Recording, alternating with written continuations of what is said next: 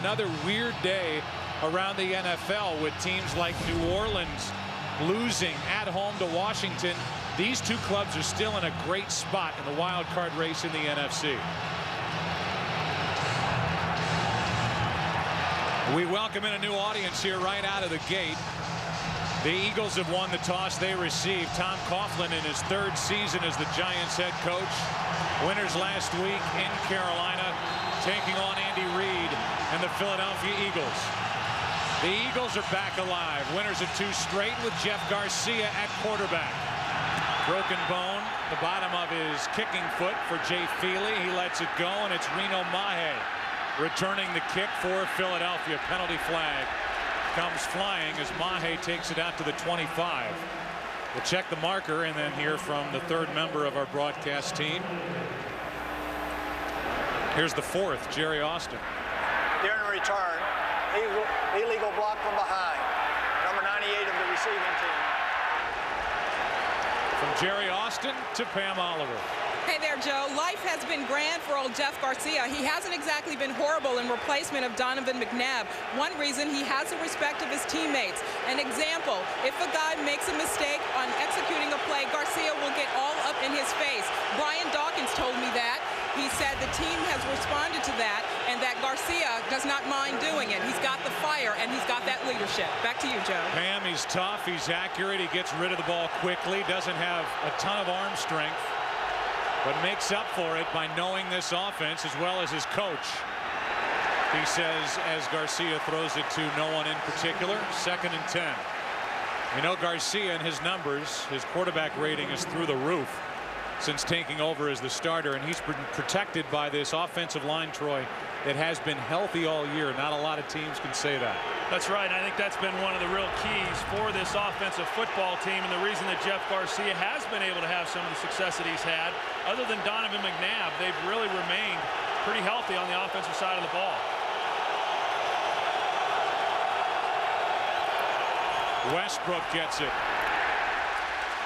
Westbrook picks up 3.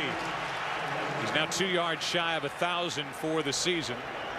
And we look at the defense. We watched Osi Umenyiora come back last week, Troy, second game back, and it seemed like in the second half he really took a big step forward in getting off the ball quickly at right defensive end. Well, and one of the things that he did a better job of last week that he had not done in the Dallas game was contain the quarterback. That's going to be key here again in this ball game because Garcia is at his best when he's able to break, contain, and get outside the pocket. 3rd and 7. High snap. Garcia, a nice job, and now he'll run. Come up well short of first down yardage. The ball comes out, but the whistle had blown, and Garcia was ruled down. There is no fumble. It is 4th down at the moment. Well, it all started with the bad snap. Garcia didn't even have an opportunity then to try to look down the field and make a play. He just took it and tried to get what he could get.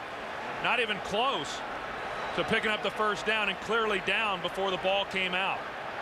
Whistle blew. Umenyiora picked it up and started to run, but there is no fumble. It is 4th down. It is a 3 and out forced by this Giants defense. Dirk Johnson had a very good week last week at Washington. It's a knuckleball, and it's Morton on the return. Room to run. Chad Morton down the sideline. Gets a block, brought down from behind, in great field position for the Giants. A 38-yard punt return for Chad Morton, his longest of the season. Well, this is what the Giants have been needing. Field position is going to be a big part of this ball game, as it is in any game when it's close. James Butler, 37. He's the guy who made the key block that allowed Morton to get to the outside. The teams here, the return team, doing a very good job of getting on bodies. And then Morton having one of his better returns in recent games. Yeah, his longest of the year, 38 yards, and now a first down for the Giants. Starting at the 21, out of the backfield, Tiki Barber. Good throw by Manning. Hit him in stride. Tiki good for 5. Let's go to Chris Rose for a game break. All right, Joe, the Bears clinch home field advantage throughout with a win over Tampa. They were up 24-3, but Tim Rattay off the bench. It's Ike Hilliard. It's his third TD toss of the game. We're tied at 31 with $1:30 to go, and the Bucks have the ball. We'll keep you updated, Joe, Troy, and Pam. All right, Chris, thank you. So the opportunity there to seal it up right now for the Bears after that New Orleans loss, and they've blown a lead to the Bucks. 2nd and 5.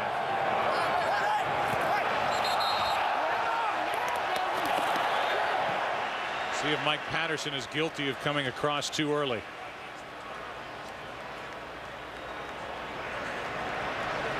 Giants think he is. Encroachment, 97 defense. The result of the penalty will be a first down. They get Walker. Patterson came across as well. And the result of the penalty, first down, Giants. You know, we saw a lot of that last week. Eli Manning, when he was going against the Carolina Panthers, using snap count to his advantage to try to neutralize that rush. Now, the Eagles have not gotten as much pressure on the quarterback, but anytime you can mix up cadence to keep those guys from getting a jump, go ahead and use it. Saw Sean O'Hara, who's out with a sprained ankle. Typically the center, cut back by Barber. Touchdown, New York.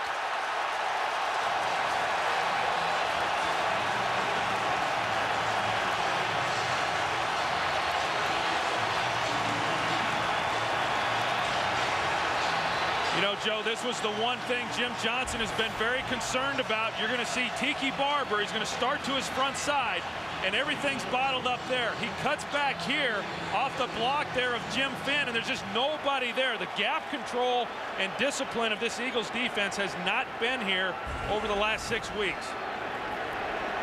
Feely makes it 7-0. This Eagles defense has allowed 186.5 yards per game over their last 6 efforts. And you said it at the top. Tiki Barber would be an important piece of the puzzle for the Giants today. Morton, turns out, is as well. He gets the return, 38 yards to set it up and put the Giants in great field position in a game they need. And they made good after this effort by Morton. Well, when you're able to get a punt return like this, it's basically the equivalent of your defense forcing a turnover, because you get the short field and an opportunity then to get a drive going on the offensive side of the ball. Now, the big concern, as I said, is that cutback lane. There's probably not a better cutback runner in the National Football League than what Tiki Barber is. I know Jim Johnson over the years has said that giving up run yards is not a big concern of his, but giving up big plays is. And over the last several games, as you talked about coming into this game, the number of yards given up by the Eagles defensively is a result of giving up so many big plays. Remember, Seibert is in its center. We mentioned O'Hara out with a sprained right ankle. Seibert has never started at center, and he was part of the crew that opened up that cutback hole for Tiki Barber. Good kickoff by Feely, who's been getting better and better with a broken bone in his kicking foot. So now Jeff Garcia, who we saw for 3 plays and out, first possession, and his passer rating has been over 100 in each of his 3 starts. 7 touchdowns, 8 overall since taking over for Donovan McNabb, sacked only twice. You know what I thought was amazing, Joe, is in visiting with him, and he said the only 2 teams that showed any interest in him this offseason was the Philadelphia Eagles and the Houston Texans. And it surprised me because obviously he was willing to come here and be a backup. And you think of all the teams out there that could have had an opportunity to bring in a guy like Jeff Garcia, who has won a lot of games in this league. The Eagles obviously fortunate to have him this year. Quick setup and throw. Dante Stallworth hauls it in and picks up 4. You know, one thing we saw just there, Troy, on that first play, Westbrook was split out to the bottom of the formation, or the bottom of the television screen, wide to the right. They move Westbrook all around, and while this Giants defense a week ago limited Steve Smith, their main objective today is to try and slow down Brian Westbrook. Well, he's the real key to this offensive team. I mean, he's the guy who can make a touchdown and go the distance each and every time he touches the ball. He'll be key. And they flip it to him. Out in space, gets a good block. Picks up a first down. Greg Lewis with a great block from the wide receiver position, and he sprung Westbrook for 10. Well, I think so many times we talk about what these receivers can't do instead of what they do. And one of the things they do a great job of is blocking in the running game, as we saw right there. It allows Brian Westbrook then to get out on the edge, and again, Will Demp's coming up trying to make a tackle, but not before the first down. Over 1,000 yards now for Westbrook. First time he's done it. And for the Eagles, first time they've had a back go over 1,000 since Deuce Staley did in 2002. This is Buckhalter. And Corral picks up 4. He's the changeup back to Westbrook, who's averaging over 6 yards per touch this season. And here comes Brian right back into the lineup. Yeah, and they want to get Corral Buckhalter more time today. Over the last 3 games, he's not carried the ball all that much. He's a very physical runner, as you said, a good changeup to Brian Westbrook. But, you know, as we talked about, Brian Westbrook is the guy who they're going to ride and try to get the ball into his hands. He's had it 20 touches over the last 7 consecutive games. A blitz from the Giants, and Westbrook has it skip into him as Garcia was under pressure. Kiwanuka was coming. You know, I think the other part of Brian Westbrook that is somewhat surprising, I think everybody's always concerned with the pounding that he takes. And he had the knee injury early in the season. He misses a lot of time during the week. He doesn't practice all that often, but he's only missed 1 game. And so he's far from being 100%. Not that a lot of players are right now. Certainly Michael Strahan's not. But he's been able to show up on Sunday, and he's been very effective. 3rd down and 6.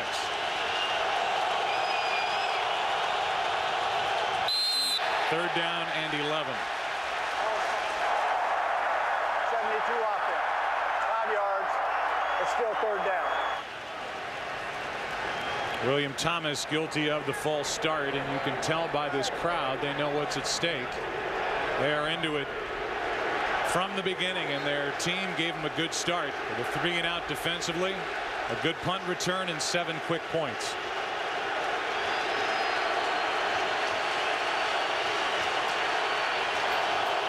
LeVar Arrington, part of the standing and walking wounded for the Giants.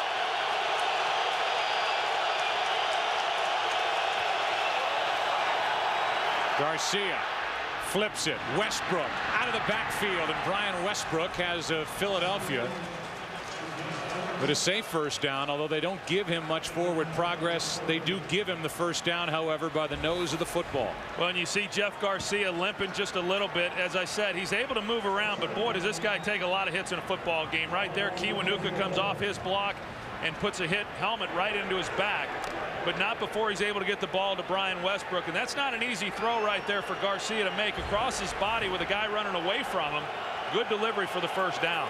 Picked up 11 on 3rd and 11. Handoff is to Westbrook, who's out to midfield. You know, when visiting with Marty Morningwig, I asked him, because of the fact that Brian Westbrook has been banged up so much, you know, this season, if there's any concern as far as once you get into the game and trying to limit his number of carries. And Marty said, we worry about that Monday to Saturday, but when Sunday rolls around, if he's in uniform, we just go out there and call plays and try to win a football game, and they're not worried about overusing him. 2nd down and 4. Garcia wide open is Brown.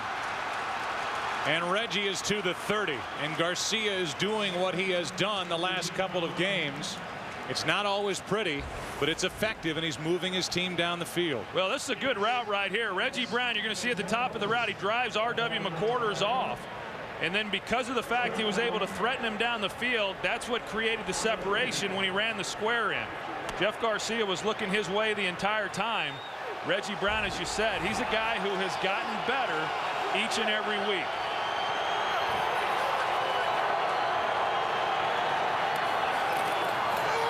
Eagles handed to Buckhalter. Corral picks up 8. Antonio Pierce on the stop for the Giants, and I'm impressed by what the Eagles are doing here on their 2nd try with a football. They took the right cross across the jaw from the Giants with a quick strike, and now Garcia at 3rd and 11 toss to Brian Westbrook. A big play on this drive. Yeah, and I think that you know, that's kind of Jeff Garcia. I think that the team right now, offensively anyway, is really kind of following his lead. I mean, he's a tough guy. He's resilient. He never quits. And you can bet that regardless of what happens today, they're going to keep fighting and keep competing. Little pump fake from Garcia. Now he throws to Westbrook. First down. Westbrook started the play, split out wide to the right, and Garcia bought time within the pocket and found Westbrook for 13 yards. Yeah, right now, even though they have been able to knock Jeff Garcia down a couple of times, overall they've not gotten a lot of pressure. You can see there the offensive line doing a good job of forming that wall. And then Garcia, you know, he's got great vision for a guy. I mean, he's not an overly tall guy, but when he's able to have lanes and look down the field, he's got good vision in finding open receivers. Handoff is to Buckhalter. Corral picks up 3. You know, one thing talking to the Giants, they say, first of all, you have to contain Garcia. You have to get pressure on him. But because Garcia is so good at moving around even within the pocket, let alone getting outside, it puts a ton of pressure on these defensive backs to stay in coverage and on these receivers for an extra long time. And that's what we've seen a little bit of already. And it also puts a burden on this defensive front. In the process of trying to get pressure on him, you've got to be disciplined enough to stay within your lane so that he doesn't get outside the pocket. Rolls right. Nowhere to go with it, so Garcia tiptoes down inside the 5, and they'll mark him out of bounds at the 4. You know, I think that's some of what the coaches were talking about when they were talking about Jeff Garcia and the way that he has played here over the last 3 games. And in place of Donovan McNabb, overall he makes good decisions. We talked about the fact that he has not thrown an interception. Not that defenses haven't had opportunities to make plays, but they have failed to make the catch. But yet, for the most part, he doesn't put his team in jeopardy by the decisions that he makes. Ball is at the 2, not the 4. An official gave him a couple of extra yards and a handoff.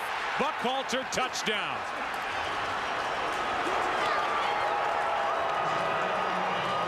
A drive laced with precision from Jeff Garcia. Big yards from Westbrook. A 3rd and 11 conversion to Brian Westbrook, and a touchdown run by Corral Buckhalter. The extra point coming to try and tie it. Yeah, watch Todd Harriman's there. He's going to pull. He's going to kick out right there on the nose guard, Fred Robbins, and that's what opens up the lane for Corral Buckhalter to just come right off of that block. First rushing touchdown of the year for Buckhalter. Akers has not missed one all year. 40 for 40, and it's a 7-7 game.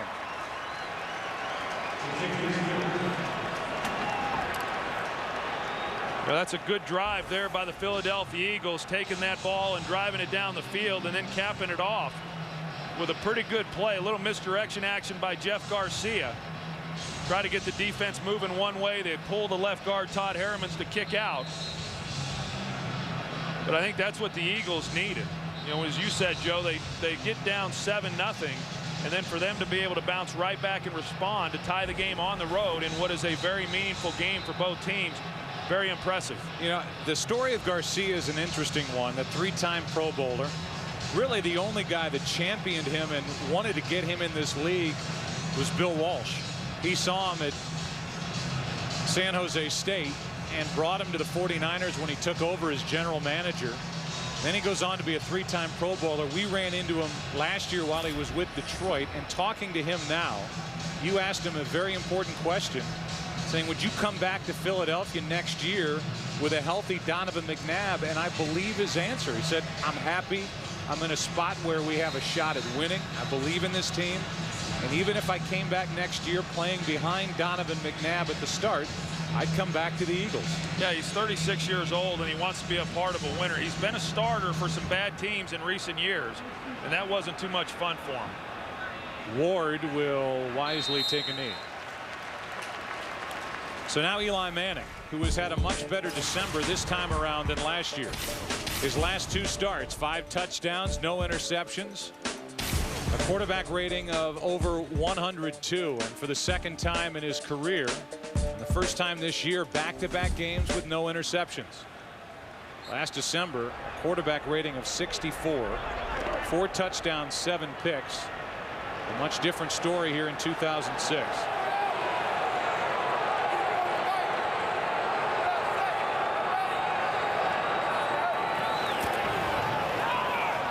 Play action from Eli, who has all day, and finds Tiki Barber, who is swallowed up by Omar Gaither after a gain of 2.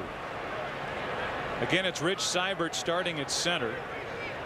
Last week, he played at tight end, center, and guard. He said, I was bad at all 3 positions, but here he is making the start at center for the injured Sean O'Hara. And the guy in the middle, Plexico Burress, I think a lot was made out of a quote that really didn't say much other than he believes he's ready for a big day against this smallish Eagles secondary. 2nd and 8. Hand off to Tiki Barber. Darwin Walker is there for Philly. A gain of 1, 3rd and long coming up for the Giants. The defense up front. Darren Howard has been a disappointment in his first year with Philadelphia. 4 sacks, only 1 in his last 8 games. But today, Troy, he's playing across from Bob Whitfield as opposed to Luke Pettigrew, who was there the first time these two met.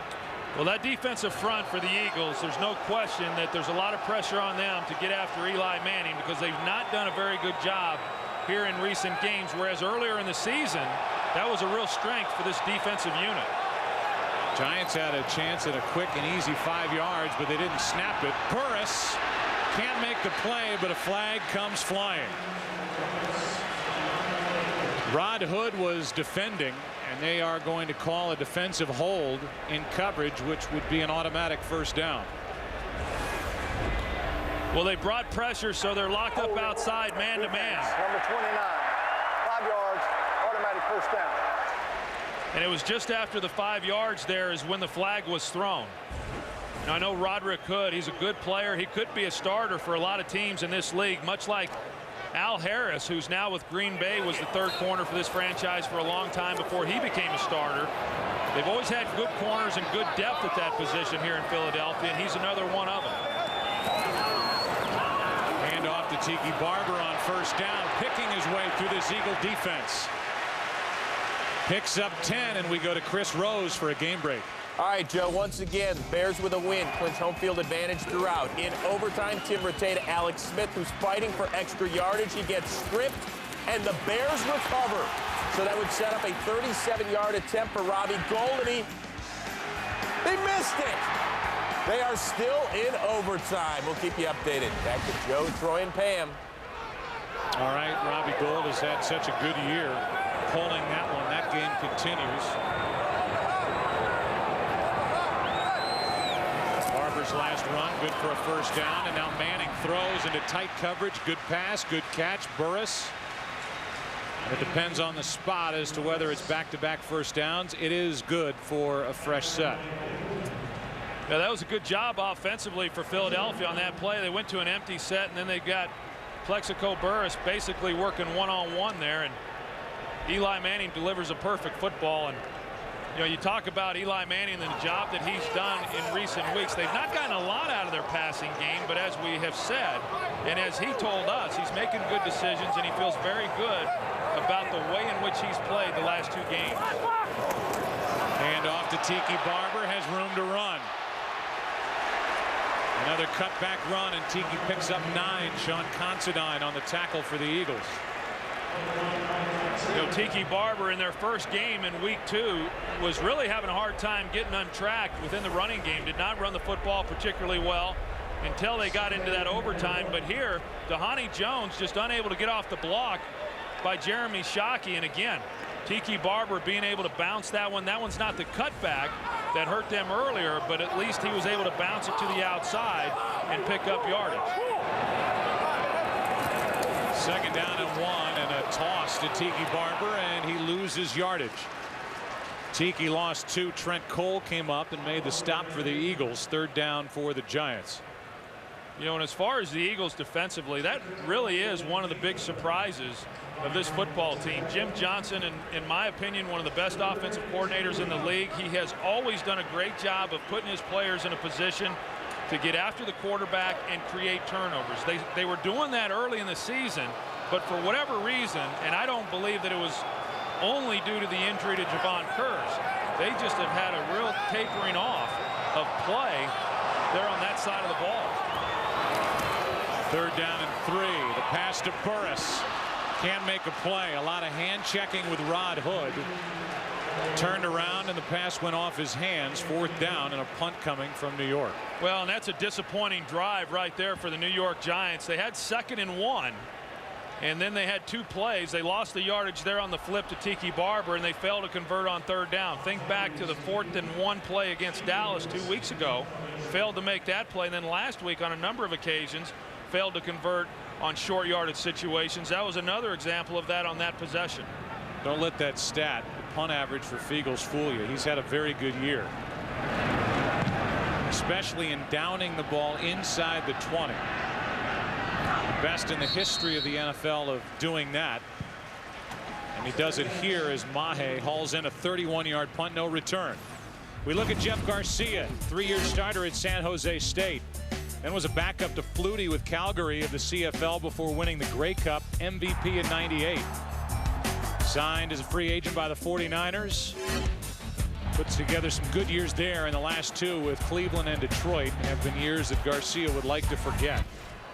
And he is doing his best, Troy, at erasing that memory by playing so well here for the Eagles. Well, and he had played so well there in San Francisco. Even he said he was surprised that he did not come back the following year at San Francisco. Never dreamed that his last game in San Francisco was going to be his last game, and then he'd like to just forget about the last 2 years. Handoff is to Buckhalter, and Corral picks up 11 and a 1st down.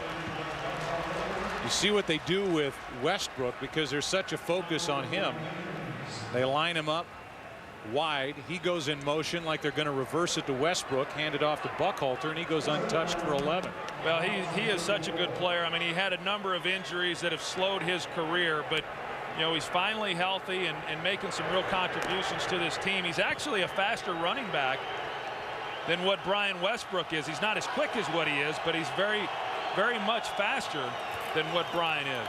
On 1st down, Garcia hopping around back there, hits Westbrook. Jabril Wilson makes the stop and a gain of 5. Yeah, you know, Jeff Garcia and the fact that he was able to come back here and play as well as what he has here in recent games, and you know, he really feels the reason for it is that the coaches here, whether it's Marty Morningwig or Andy Reid and a number of others, they hold the players accountable, and they hold them accountable to know their assignments and be prepared to go out and practice. And as obvious as that sounds, that wasn't the case there in Cleveland or Detroit. So he's had a lot of fun over these last 3 weeks. Handoff is to Westbrook. It'll bring up 3rd down. I thought it was awfully telling. He talked about his year in Detroit where he would leave practice, go around to the different lockers and look and see who took home their playbook at the end of the day. So there were so many guys that needed to, yet so many guys weren't taking their work home with them or seriously enough. A reason why the Lions have struggled so much over the past handful of years. Well, it was a fast start. Tiki Barber scoring a touchdown early for the Giants. The Eagles answered on a touchdown run by Buckhalter. 7-7 after 1.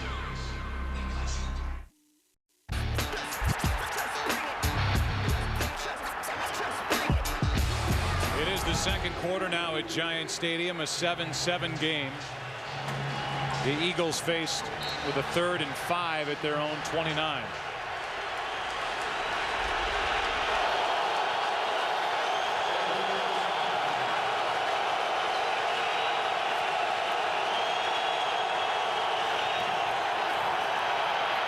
Garcia floats it, pass incomplete. Will Demps was sizing up Brian Westbrook and pulled up when the throw was too far for Brian. And it's 4th down for the Eagles. So now the Giants defense turns the trick on Philadelphia, and it will be Dirk Johnson to punt it back to New York. Boy, Demps, we saw that collision about to happen right down in front of us. Had Westbrook been able to get his hands on that pass, Demps was going to unload. Johnson, beautiful punt. Morton from about the 15. They've been hoping for better yardage out of their punt return team. So far so good, an 11-yard return there. Next week, what could be a very important matchup for the Giants will happen here in the Meadowlands. The Saints are here, and then late Arizona and San Francisco. Fox is America's most watched network for the NFL. And a tough loss today by the New Orleans Saints there at home against the Redskins. They come off that big win against Dallas, and then they gave a game back here today with what most would view as a weaker team. Ray Rugemer, number 65, is announced as an eligible receiver. And a toss to Tiki Barber. Penalty flag comes in as Barber gets wrestled down, and that'll be a flag on Dhani Jones. Shockey says use your head. Like he always does. Oh, yeah. First of all, Shockey has not been thrown to in the first 2 possessions. We have 2 fouls on the play. Holding, number 76 offense. Personal foul, late hit after the play, number 55 of the defense. The penalties will offset, replay, first down. So Chris Snee is guilty of a hold, and Dhani Jones gets away with this. Well, that was the Dhani Jones late hit, and then here's the shot, Chris Snee, and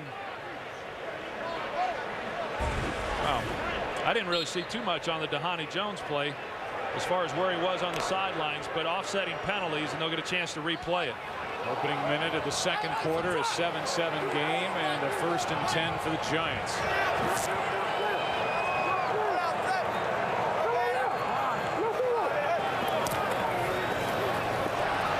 Manning fires for Shockey. There's his first catch. First time Eli has looked his way, and a completion of 8 yards. Yeah, and this is a pretty good picture here, as you're going to see the job that the Giants do offensively along this line, and how there's just nobody really getting anywhere near Eli Manning until after he's gotten rid of the football. On the back end of that, Jeremy Shockey doing a good job right there of working back to the quarterback. So many times you see the ball in the air and the receiver wait on the ball. That time Jeremy was able to go get it and make the play. 2nd down and 2. Tiki Barber, 1st down and more. Out across the 45, knocked down at the 49. And it looks like another week where the Eagles defense is going to have a tough time slowing down the opposition's running game. Yeah, I think when any game when Tiki Barber gets going early in a game, that's trouble for a defensive unit. And right now, I mean, we've talked about it in previous games here with the New York Giants. They are generally an offensive line that is very athletic. They don't move a lot of people out. They're not a big physical offensive line, but they are very well coached. Pat Flaherty does a great job as the offensive line coach. But right now, they're creating some seams for Tiki Barber. Brandon Jacobs gets it out in space with blocking in front of him, and Brandon Jacobs picks up 9. So a 14-yard run by Tiki Barber, then they split out Jacobs and get some blocking out in front of him. Nice pickup on 1st down. You know, and as big as what Brandon Jacobs is, and as we've said before, I mean, last year he was primarily a goal line short yardage back. This year they're using him a little bit more in some different ways, but each time we've had a Giants game, he comes out in pregame preparations and he runs wide receiver routes. It's an element of his game that he wants to get better at. Took advantage of it on that last play. Still has only 11 catches on the season, and now it's Jacobs losing the ball, and Considine recovers for the Eagles. Sean Considine comes up on top of it, and Brandon Jacobs, after a big run, put it on the carpet, and the Eagles take over. Yeah, and it was a really good run by Brandon Jacobs. I mean, he made some moves here and was able to pick up good yardage, and then the ball just came out. Brian Dawkins is the one who put the hit on him, but it didn't look like he got his helmet on the ball. Looked like he got it maybe there on the shoulder, which then created the fumble. But Sean Considine, who has become the starter here over the last few weeks, was there to make the play on the recovery. Brian Dawkins, who made 2 huge plays at Washington late in the win last week, forces the first turnover of this game, and on 1st down, a handoff is to Westbrook. Westbrook brought down by McQuarters after a gain of 11. And now a penalty flag comes in at the end of the play. Boy, that came in late, too.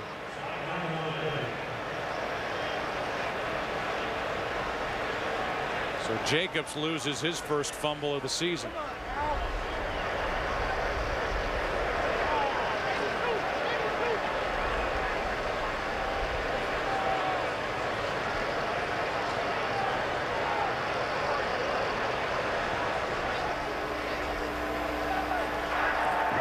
Holding, number 84 offense. 10 yards from the previous spot. Still first down. So they get Hank Baskett on a hold and wipes away an 11-yard run by Westbrook. Well, Westbrook, I mean, he really showed the quickness that he's got on this run. He was bottled up and then just shot right through the hole. We don't get a look there as far as where the hole took place on Baskett. Saw Baskett get part of the arm right in the lane where Westbrook came through. So it was a part of the play. And it takes away an 11-yard run, makes it first down and 20, and the ball is back at the 17-yard line.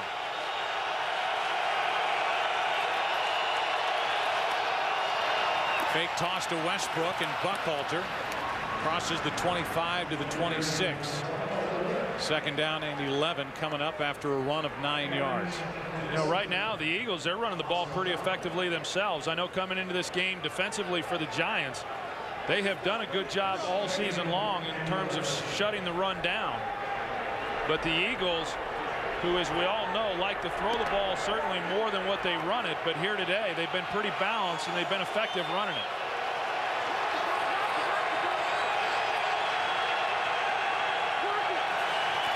Second down and 11. Garcia with plenty of room hits Baskett. Beautiful catch over the middle, and Hank Baskett, guilty of the hold moments ago, is good for 19 yards from Garcia. Well, just a great throw by Jeff Garcia. Baskett's going to be going down the middle of the field, and it's actually pretty good coverage there by Kevin Dockery, but a well-placed ball by Garcia is able to fit it in. Hank Baskett is a guy who's not gotten a lot of opportunities here in recent games, but when he has had his chances, they really like the way he catches the ball. On first down, a little one-handed, left-handed grab by Westbrook. Good for 2. And we go down to the field and say hi again to Pam Oliver. Hey, Joe, Michael Strahan said he is ready to play, and he's told Tom Coughlin as much. Strahan told me before the game he went to the coach's office to ask him to play in this important game, but Coughlin said, no, let's wait one more week. Strahan has been out 6 weeks with that foot sprain. He's hoping that injury streak ends there.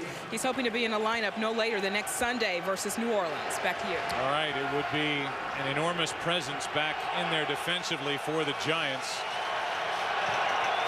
Kiwanuka and Umenyiora, the defensive ends now, and this one with nowhere to go with the ball is thrown right into the turf in the direction of Westbrook.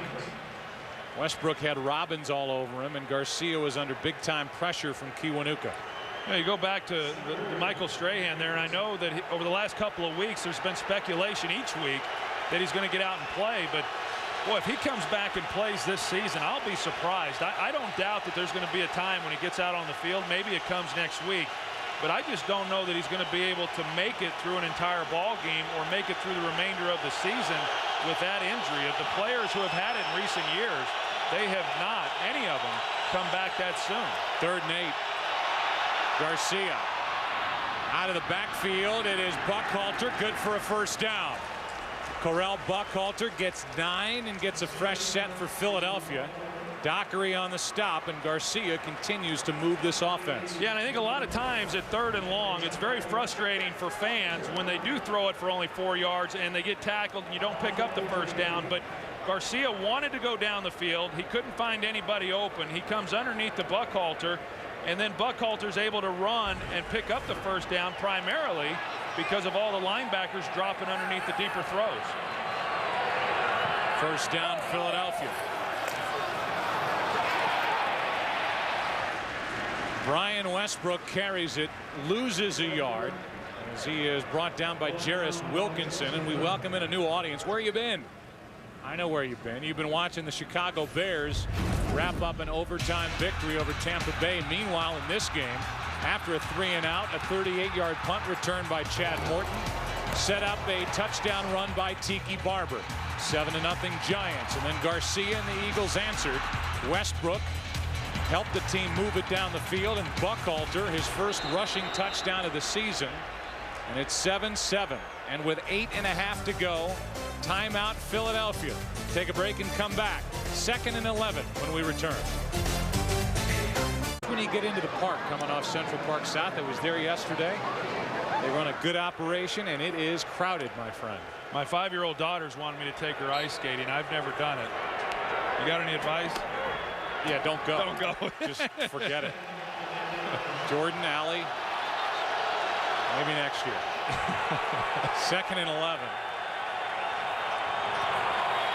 Giants coming on a blitz. Garcia has his line pick it up and fires for Schobel out of his reach. Well covered by Madison downfield, and Chris Rose is sitting by with a game break. Joe, Rex Grossman, a career-high 339 yards through the air. This pass to Rasheed Davis, not reviewed by the booth upstairs. Sets up Robbie Gould, missed from 37 earlier in overtime, true from 25. Bears clinch home field advantage throughout for the first time since '88. Back to Joe, Troy, and Pan. All right, so that game finally ends, and Chicago now with home field advantage throughout as long as they're alive, 12-2. But then it is a mess the rest of the way in the NFC. 3rd down and 11. Garcia is going to try and run for it. A flag is thrown. Garcia has first down yardage, but this one's coming back. Holding. Holding. 72 offense. 10 yards. Repeat 3rd down. That is the 6th penalty here in a quarter and a half, basically, against the Eagles. Yeah, that was against William Thomas, the left tackle, and initially it looked like he had done a pretty good job because you've got Kiwanuka there, and it was after he tried coming off and making the play on Jeff Garcia that Thomas then grabbed Kiwanuka with his right hand.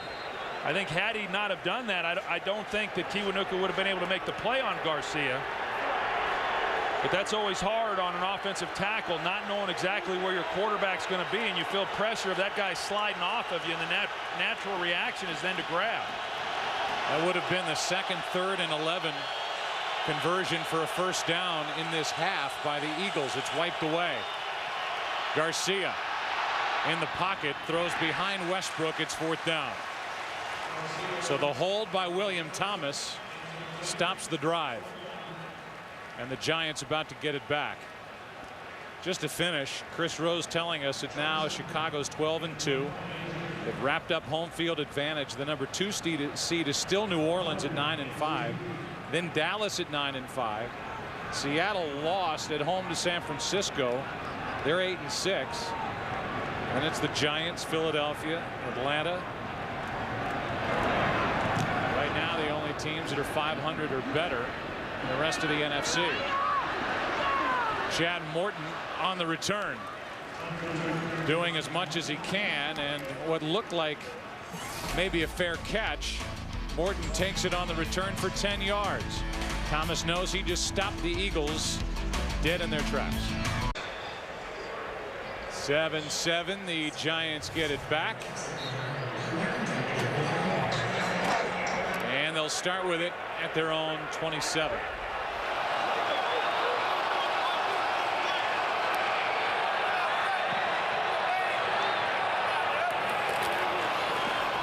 Hand off to Tiki Barber.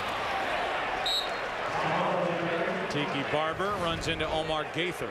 Early game headliners in this week 15. There are the numbers for Rex Grossman. First 300-yard passer for the Bears since 2002.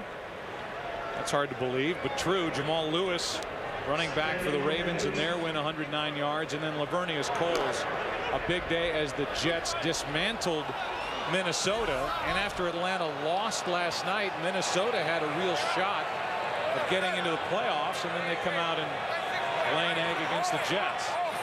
2nd and 8.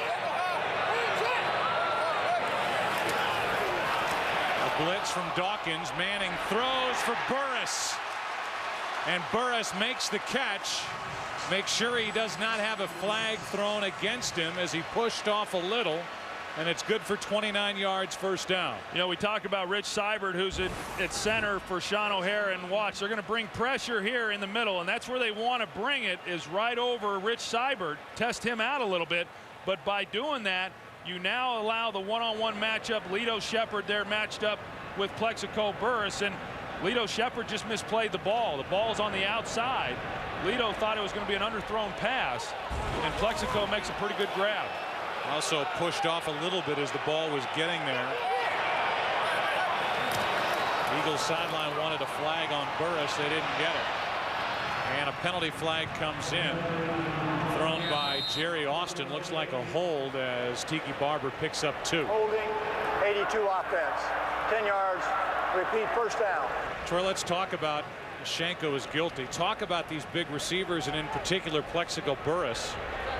He and Amani Toomer, who was healthy the first time these two clubs met in Philadelphia, took advantage of the size mismatch with the defensive backs of this Philadelphia defense. Yeah, they were able to do that, and really Plexico Burris is going to be able to take advantage of most every corner he goes up against, just because there's not going to be defensive backs that can match him in size. Right now he's matched up with Sheldon Brown, clearly has the advantage over him. Sheldon Brown's only 5'10". But there was talk about putting William James on him because he's a little bigger, but he's not playing today. Screenplay, penalty flag again. And a nice play by Sheldon Brown as he tackled Tiki Barber, a gain of 8. But another flag came flying. Giants are going backward. Holding, 70 offense. 10 yards. Repeat, first down. It's Whitfield. Yeah, watch him right here, the left tackle. And as Trent Cole gets the edge, yeah, he grabs him there. You know, Bob Whitfield this week talked about how he had gotten a little bit accustomed to being the backup here and backing up Luke Pettigrew, and when he came in, when Luke went down against Chicago, was really not prepared. But he's been putting in the time, and he's actually played pretty good football here over the last few games. Broken leg for Pettigrew. They may get him back before the end of the season. Not on IR. Coach Mora, thank you. How about one more time, Coach Mora? Playoffs. Thank you.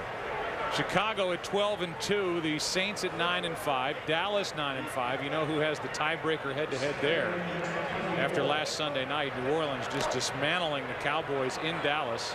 Seattle lost, and then these two clubs at 7-6. But Troy, you and I were talking. The loser of this game still has their destiny within their hands as we go down the last 2 weeks. And what's amazing is if the Eagles win out, they win the division. 2nd and 25. This ball's up for grabs. Tipped and picked off by Dawkins. And there's the first December interception thrown by Eli Manning, and a flag comes in at the end of the play.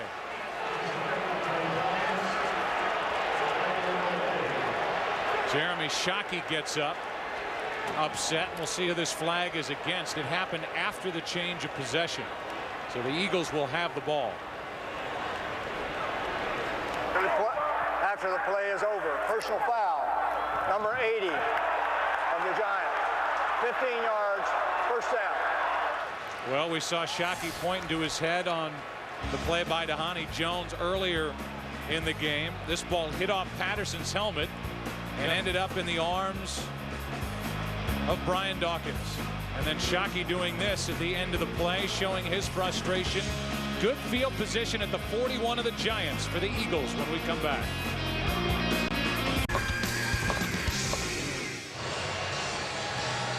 Giants have turned the ball over twice now as Eli Manning throws his first interception in the last 3 games. Hit off the helmet of Mike Patterson and was intercepted by Dawkins after the penalty on Shockey. Good starting field position for the Giants, and Westbrook is pounded by Dockery. But he held on for a completion of 8 yards back to the interception. Yeah, and the ball comes off the helmet of Mike Patterson, who isn't even standing straight up. He's only 6 foot tall. I mean, that's pretty remarkable that a ball would be thrown that low. He's trying to go to Shockey. Of course, there's the end of the play when Jeremy comes in. You're not certain when the whistle had blown, but obviously an unnecessary hit on his part, and trying to explain there to Eli Manning how he was running the route and how he might have had an opportunity. Correll Buckhalter right up the heart of this Giants defense. On 2nd and 2, picks up 11. Will Demps on the tackle, and the Philadelphia Eagles, thanks to the deflection, the interception, the penalty, now have a first down with a ball at the Giants 22. Well, they told us coming in that they wanted to get Correll Buckhalter more involved and let him run the football because of his physical play and his physical style as a runner. And right now, a bulk of his carries have been right at the teeth of that defense. And as I said previously, these defensive tackles have done a pretty good job throughout the season, but struggling here tonight. Penalty flag on the play as Garcia is brought down by Pierce, and we'll check the marker. This has been a penalty-filled first half.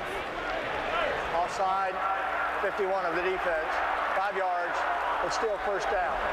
So Carlos Emmons came across too soon. It's a 4th Giant penalty. There have been 10 penalties. That ball actually was on the ground. The penalty was on the Giants, and they've already doubled their penalty total from a week ago when we watched them at Carolina. Yeah, and prior to last week, that's one of the things that had really been plaguing this New York team had been penalties. They thought that they got it cleaned up last week, in which they did, but already in the first half, they've had too many. 1st and 5. Garcia over the middle for L.J. Smith. He's got a first down inside the 10 to the 8. Hasn't been somebody that Garcia's looked to a lot since he has taken over as the starter. He gets his first completion to the big tight end here for 9 yards. Yeah, and L.J. has been a little frustrated with his lack of opportunities here in recent games, but he's handled it very well. He's put the team first. He's not spoken out about it. And even Jeff Garcia has said that maybe he's gotten off of him a little bit too early at times relative to how Donovan McNabb would hang with him in the pocket. But a good pickup there. Approaching the 2-minute warning as Westbrook starts right, cuts back left, and he's down inside the 2. And that'll take us to the 2-minute warning. Meanwhile, Jeff Garcia has now thrown 150 passes this season without an interception. This interception by Dawkins has set up this opportunity, tied at 7 at Giant Stadium. Team record, 31 career interceptions. Eric Allen and Bill Bradley share the record of 34. The 31st in that terrific player's career has set up 2nd and goal now from just inside the 2 for the Eagles. Garcia's completed passes to 6 different receivers. And again, he's thrown 150 passes this season without an interception. You know, what's amazing is when you talk about Garcia and how he spread the ball around, that's really the same thing that Donovan McNabb was doing, not just this year, but over recent years also. Handoff is to Westbrook. And he'll get it down inside the 1, 3rd and goal with 1:52 and counting. The Giants have all 3 of their timeouts remaining.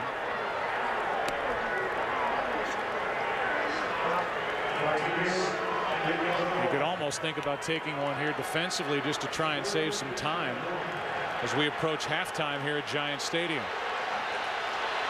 Yeah, I mean, obviously the Eagles in no hurry to try to punch this one in. Plenty of time with their timeouts, and even if they don't end up using them, if they don't score here either. So the Eagles will let the clock wind down, take their 2nd timeout. And then depending on what happens on 3rd and goal, we'll see if the Giants take one defensively. It's 7-7 with the Eagles knocking on the door. Pounds, backup rookie offensive lineman, is in at fullback in front of Buckhalter. Actually, he went over to tight end. He's right over here at the tight end position, Joe. And Tapei is in at fullback as Buckhalter does not get it. And now the Giants will take a defensive timeout. It's 4th and goal. Timeout New York. They have 2 left. So with that big right side, the fullback and Cole over there, the Eagles cannot punch it in. Timeout New York, 4th and goal when we come back. Defensive huddle. The 350-pounder, and when they first had, now we're going to get Garcia stepping out for a moment, did not call a timeout, and it's Westbrook in at running back. 4th and goal.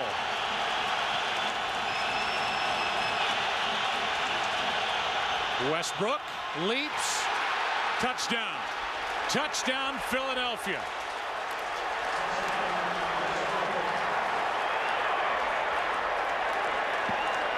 Troy, it was interesting when we were coming back from commercial break. The Eagles got up to the line, had Buckhalter in at the tailback position. Garcia pulled him back out of that area, back to huddle up, and Westbrook came in late, and it's Brian Westbrook getting the ball and going over the top. Yeah, and that's probably why, is because they wanted to go up over the top. So many times you get down here on the goal line and the defensive line is going low, trying to create penetration, that if you can hold off the linebackers, oftentimes you can go over the top, as Westbrook did there, to get the touchdown. What a great job by the holder, Dirk Johnson, to get it up for Akers, who bangs it through. It's Westbrook. His terrific season continues with his 10th touchdown of the year, 6th rushing, 14-7 Eagles. Be under a minute to go when the Giants start on offense. They will have 2 timeouts remaining as Ward carries it, crosses the 30 out to the 32. Westbrook got the touchdown.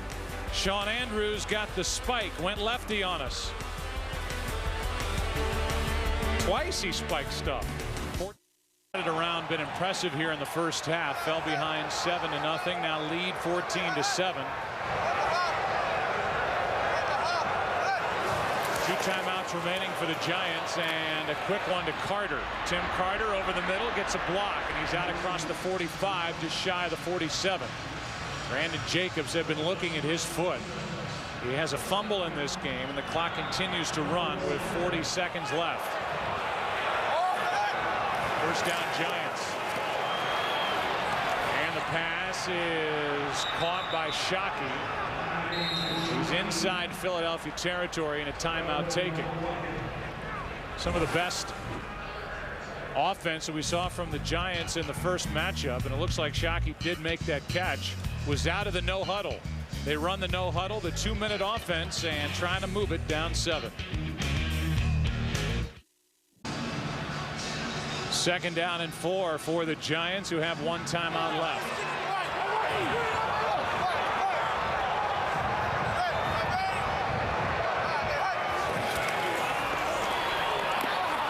Eli with time, and Shockey is left all alone. Shockey is out of bounds inside the 35, and they're right on the edge of Jay Feely field goal range right now, and now a little tussle behind the play. Whitfield is in on it. No flags thrown, but Whitfield is tied up with Cole. Yeah, I'm not sure what happened on the play. I know a couple of weeks ago Bob Whitfield headbutted somebody in the Dallas game, and it was a very costly penalty, and this time he was shaking it up with Cole. They're engaged at the end of that play long after Eli Manning had thrown the ball away. And Bob Whitfield's an experienced guy. I'm not saying he was at fault, but he's got to know he's got to get off him. How is there no flag on that? Carter over the middle, but now the Giants will have to spend a timeout. And with 14 seconds remaining, the Giants are out of timeouts.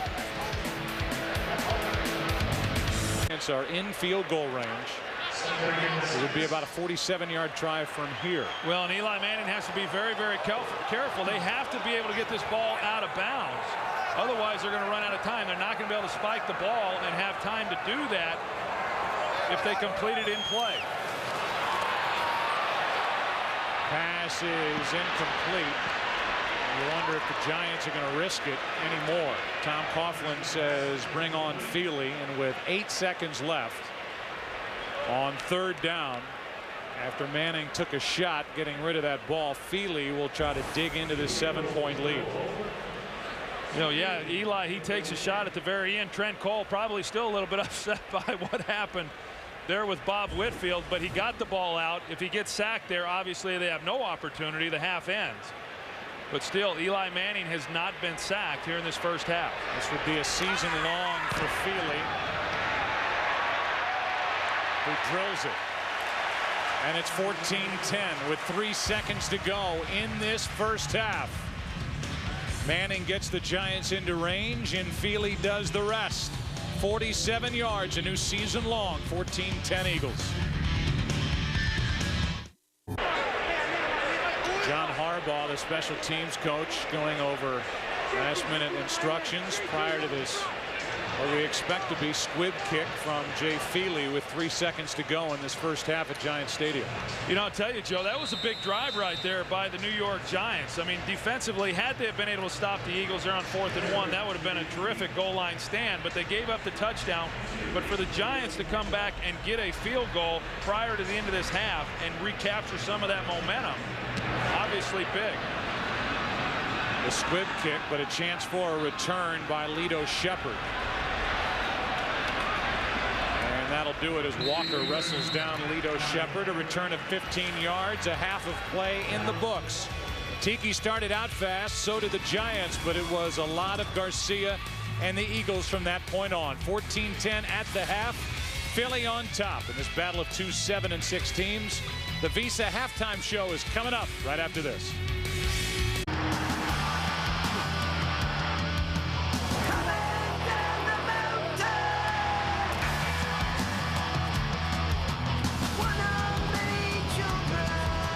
Mountain Song, Jane's Addiction here in Jersey. The Meadowlands 14-10 and our latest fantasy stats. If you want to check them out, you can log on to foxsports.com. Who you like, who'd you have, who'd you pick? Garcia, Tiki, Brian Westbrook, all with a big first half. And you talked a lot about what the Giants did there at the end of the first half. Howie Long talked about it on the Visa halftime. A little shot of momentum, and now they'll start this second half with the football. Yeah, I think that was very important for the Giants to be able to go down there and come away with some points. You know, you look at this game, both teams are running the ball, you know, very effectively. Both quarterbacks are playing very efficiently. I know the interception that Eli had, and then of course the turnover. That's really been the big difference, is the 2 turnovers there by the New York Giants. But you know, you think back to that first game that these two teams played against each other and how much success the Giants had when they had to go into the no huddle there in the 4th quarter. I'm not suggesting that they have to do that right now. Obviously, this is still a very tight ball game, but the way in which Eli Manning took the team down the field there to end the first half kind of makes you wonder if maybe they ought to think about doing more of that. Yeah, go ahead and suggest it. Who's going to call you on it? Ward can't find the ball for a second and now picks it up, and he's not going anywhere except backward. They'll start at the 16-yard line, the Giants will, and Pam Oliver. Pam. Hey, Joe. I asked Andy Reid about his thinking about going for it on 4th down. He said, first of all, I just thought we could get it, and also I wanted to set a tone, an attitude with that play. Defensively, the attitude he wants to see is for his group to keep Tiki Barber in check. Tom Coughlin gave me a laundry list of things. First of all, he says we've got to play with poise. He was encouraged by that field goal to go into the locker room at halftime, as you guys mentioned. Back to you. All right, Pam, we'll see how they do now. The Giants starting this second half with the ball at their own 16, their worst starting field position of the day. Eli throws behind Burris. Plexico makes the catch. There was a lot of speculation, Troy, as we look at the halftime stats, that William James, the artist formerly known as Will Peterson here with the Giants, because he's a bigger body, would play across from Plexico Burris today, but he got hurt during pregame warmups. Yeah, he came out and he was just warming up and he pulled a calf muscle, and so that really kind of threw the Eagles into a little bit of a quandary, and it forced them then to pull up Roderick Hood, who missed last week with a hamstring and still, quite honestly, is not 100%. Blitz, and Tiki Barber goes nowhere. He loses yardage back to the 18-yard line. Dhani Jones, the first one there, a loss of 2. 3rd down and long coming up for New York. You know, I think if you look at Philadelphia, and clearly they control their own destiny with the possibility of even winning the NFC East if they win out. But if they're able to do that, or if they're going to do that, then they're going to have to get a lot better than what they have been on the defensive side of the ball. So far today, they have been better. They've not stopped the run as well as what they've liked, but overall they've been okay. 3rd down and 7. Manning throws. 1st down, Shockey. Dragged down by Dawkins. Shockey carries it out to the 33-yard line, picked up 14. You know, I really think this is when Jeremy Shockey is at his best, when he knows exactly who he has to beat, and he goes and beats him. He knows it's one-on-one against Brian Dawkins, and there's nobody else that's going to come underneath the route. So if he can just beat Dawkins, he's going to be open and make the catch, and that's exactly what happened. And then he gets up woofing. He's always good for that. From their own 33, Tiki Barber, Darwin Walker. Grabbed him around the neck after Tiki picked up 4. Tiki Barber last week became the 21st player to go over 10,000 rushing yards in his career, and only the 3rd player to go over 10,000 rushing and 5,000 receiving. The other 2, Marcus Allen and Marshall Faulk. Yet at the end of this year, the 31-year-old will hang it up and go into the television business or the children book writing business or whatever it seems he wants to do. I still think that's really remarkable that he is going to leave the game playing at the level in which he has been playing. 2nd down and 6. Manning throws. Shockey again as he gets more and more involved, and Jeremy Shockey is a little short, it looks like, of 1st down yardage.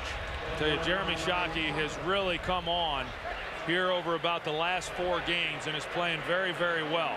They've gotten him a little bit more involved early in games, not as much here today as much as they had before, but we're starting to see it now here to start the 2nd half. And you know, everybody talks about what he means to this team. He's probably still blocking a little bit more than what he would like to, but he's one of those guys who's a real difference maker. 3rd down and a short 1. Tiki Barber, who is one of the best in the league at picking up 1st downs, running the football, gets 8. Dawkins on the stop. A big hole on 3rd and 1.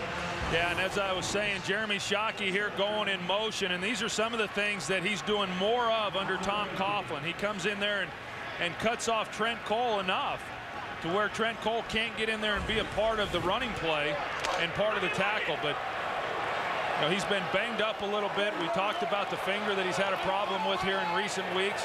He fights through all that, and one of the real competitors in this game.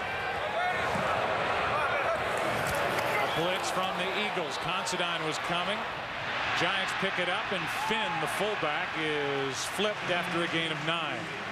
So now it's Eli Manning spreading the ball around and moving this Giants offense.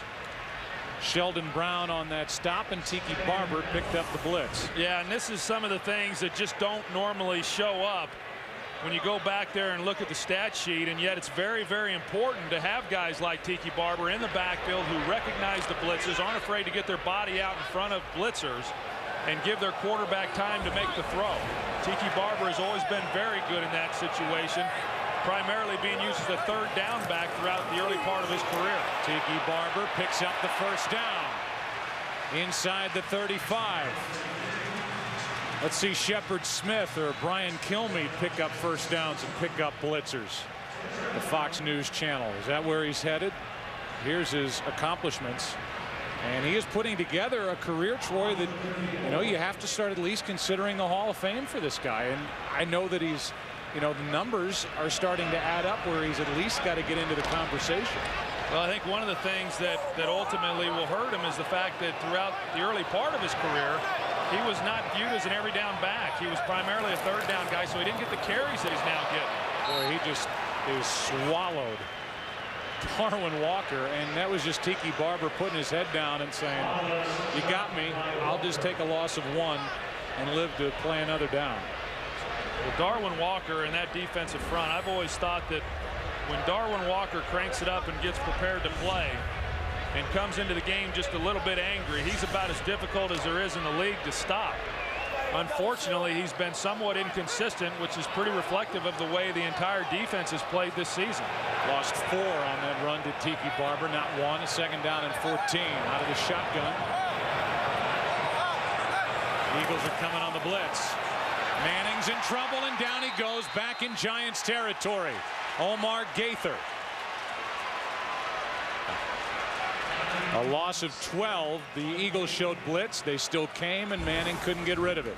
Yeah, they're going to come right here. They just want to attack those A gaps, which is the gap off of the center. And Seibert takes the one to his right. They try to get Tiki in there to get Omar Gaither, but he whiffs on the block, and then he's the guy who ultimately brings Eli Manning to the ground.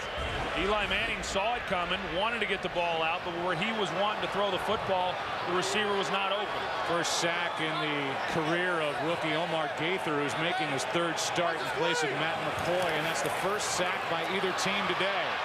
Might have another. Manning gets rid of it, throws it behind Shockey, avoids the sack, but it's still fourth down. Pressured by Darren Howard this time. The Eagles have been waiting for him to apply the pressure they were used to seeing after picking him up as a free agent from New Orleans. Well, they really have been, and I know early in the season he was playing very, very well. In fact, one of the reasons why they were playing as well as what they were defensively was because of Darren Howard. But you know, over the last 3 games coming into this game, he'd only had 1 tackle, no sacks, no quarterback pressures. In fact, Jim Johnson made it very clear he expected him to elevate his play. Feagles hits a beauty. Boy, is he good. What a weapon.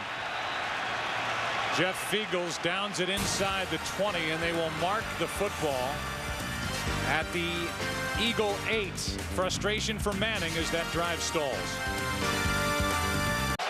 Now it's Shockey and that guy seated, watching Jeff Garcia and the Philadelphia offense. Garcia spread it around all day. Gets outside the defensive end position and fires for a completion to Thomas Tapeh, the fullback. Good for 8 yards, 2nd and 2. So one of the few rollouts, and Garcia getting outside on the edge, completing the ball to Tapeh, who had a big completion thrown his way on a 3rd and 1 last week at Washington. Game break coming up. The offensive leaders for you. 40 yards receiving for Westbrook to this point. 7 different receivers Garcia's thrown it to. Here is Westbrook, and there's a first down at the Philadelphia 20. Here's Chris Rose with a game break. All right, Joe. Jay Cutler winning the battle of first-round draft pick quarterbacks against Matt Leinart. Cutler's thrown for 242 yards and 2 touchdowns. That to Rod Smith. Denver up on Arizona 23-10. Back to Joe, Troy, and Pam. All right, Chris, it's still an uphill climb for Mike Shanahan's team. 7-6 Denver. But leading in the desert. Under 7 to play here in the 3rd quarter. First down for the Eagles. Garcia over the middle. Reggie Brown with the catch. And Brown out across the 40, still going. Out to the 48-yard line. Matthias Kiwanuka all the way downfield to make the stop. A 28-yard completion from Garcia to Reggie Brown. Yeah, and this time the Giants, they try to bring linebacker pressure themselves, but the Eagles do a good job picking it up. Jeff Garcia has a clear lane to throw the football and puts it on Reggie Brown. Nice execution there by that offensive line for the Philadelphia Eagles. And then, of course, Reggie Brown making a would-be tackler miss and then getting some extra yards. Longest play of the day for the Eagles, 28 yards and a first down out at their own 48. Flea flicker. Garcia's flushed and flips it over the head of L.J. Smith. A little razzle-dazzle, and it's only 2nd and 10 after the incompletion tonight on Fox. Get ready to celebrate the holidays Simpsons style with an all-new episode you can't miss. Festivities begin tonight at 8 Eastern, 7 Central, right here only on Fox after the OT. So our day of football on Fox continues at the conclusion of this game. We'll wrap up the day, give you highlights, and talk about what's to come. The playoff picture with 2 weeks to go in the regular season. 2nd and 10. Westbrook right up the middle of this defense. And Westbrook is hit by Demps, but not until he's gained 16. Yeah, you know, I talked a little bit about it there in the first half with Correll Buckhalter. Now they get Brian Westbrook involved with some of these runs right up the gap. And just very well executed there by the offensive line, creating that seam. And right now, the interior play of the Jamal Jackson, the center, and then the two guards, Todd Herremans along with Sean Andrews, are just moving out Barry Cofield and Fred Roberts. First down, Philadelphia. Another handoff to Westbrook. Pierce, the first one to get his hands on him, and Westbrook gains 3. I think you've got to be pretty impressed with the job that Marty Morningwig is doing calling the offensive plays. Of course, that Andy Reid called the plays throughout his time here as head coach, and Brad Childress, when he had been here as the offensive coordinator. Marty Morningwig has been within the organization ever since leaving Detroit as the head coach. But this is his first year to be labeled offensive coordinator, and about 4 or 5 ball games into the season, they handed those duties of play calling to him, and he's done a good job. Eagles have run it more today than they've thrown it, and Emmons is there for the sack. Garcia is hot as he gets up and fires the ball to the official. A loss of 10, and a big play by Carlos Emmons.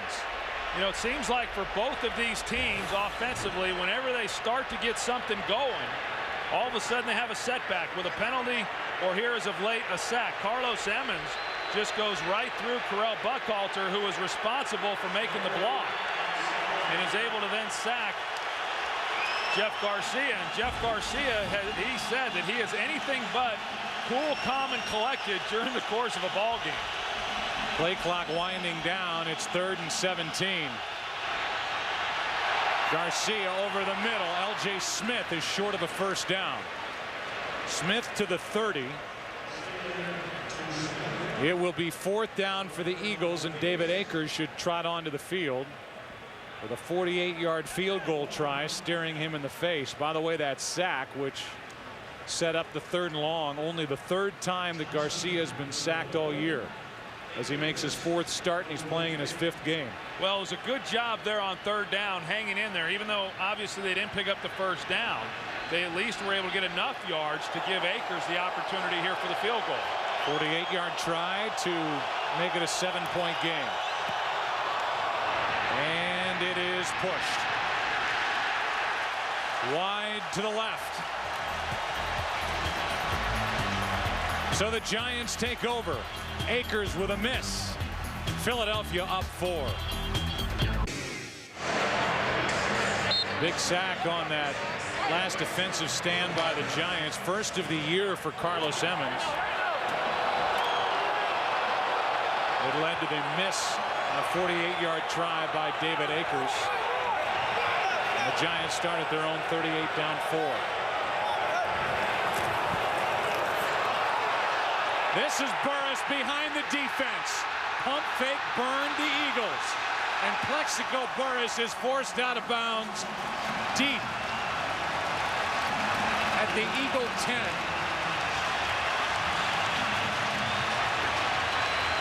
Well, you throw a lot of the shorter routes, then you come back on the slant and go. You're going to see Burris started to the inside. Lito Shepherd wanted to jump it, but Burris then took it to the fade. And a well-thrown ball by Eli Manning. You know, the Giants had not gotten the ball down the field throughout this ball game and thrown a lot of shorter routes. By doing that, that helped set up the double move. Longest completion to Burris this year. Tiki Barber, Mike Patterson. And a loss on that carry on first down. Meanwhile, Burris was good for 52 yards down to the 10-yard line. Now it's 2nd and goal with the ball back outside the 12. Well, just a well-executed play there for the New York Giants, and of course set up because of the missed field goal, and the great field position that they got has gotten them now inside the 15-yard line. 2nd and goal. Manning over the middle. Pass complete to David Tyree. Good for 7. It's 3rd and goal.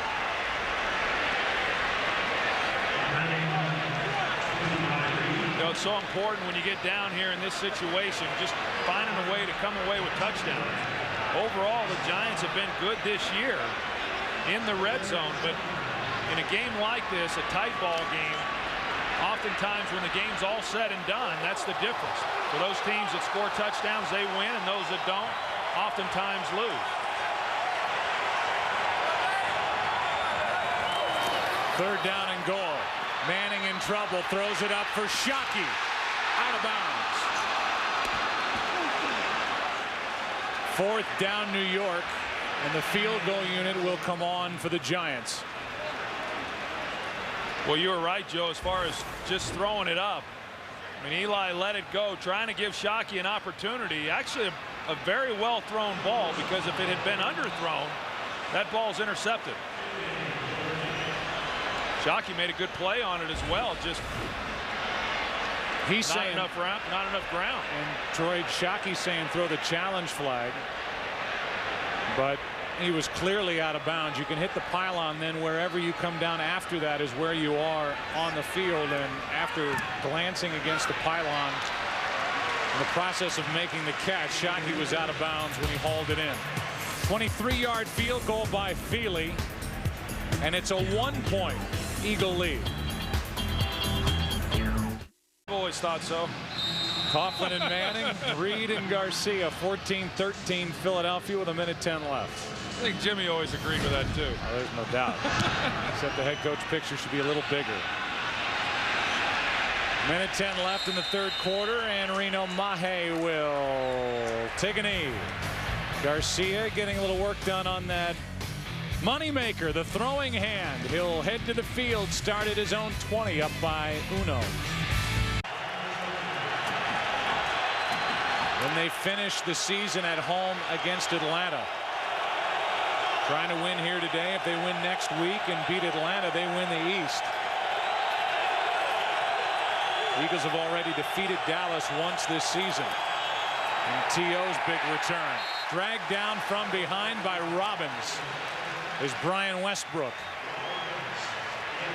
Here is Jeff Garcia's hand before the game. And here is what Jeff Garcia's right hand looks like now. You know, sometimes that happens. It may have happened last week where he got stepped on and then had a cut. I shook hands with him in pregame warmups, and I noticed the bandage there on the top of his hand. Didn't think much of it. But clearly that cut, whenever it occurred, has opened up. Second down and 10 after Westbrook went nowhere. This one underneath and dropped by Brian Westbrook. Actually to pay. Thomas to pay. So he's 1 for 2 making catches in this game. And Garcia will now be faced with 3rd and 10 with 29 seconds left in this third quarter.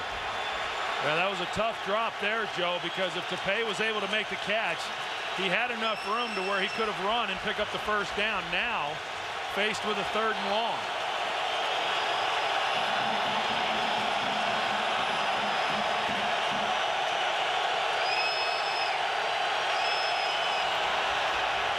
Blitz from the Giants. Penalty flag is thrown on the play, and the ball is loose.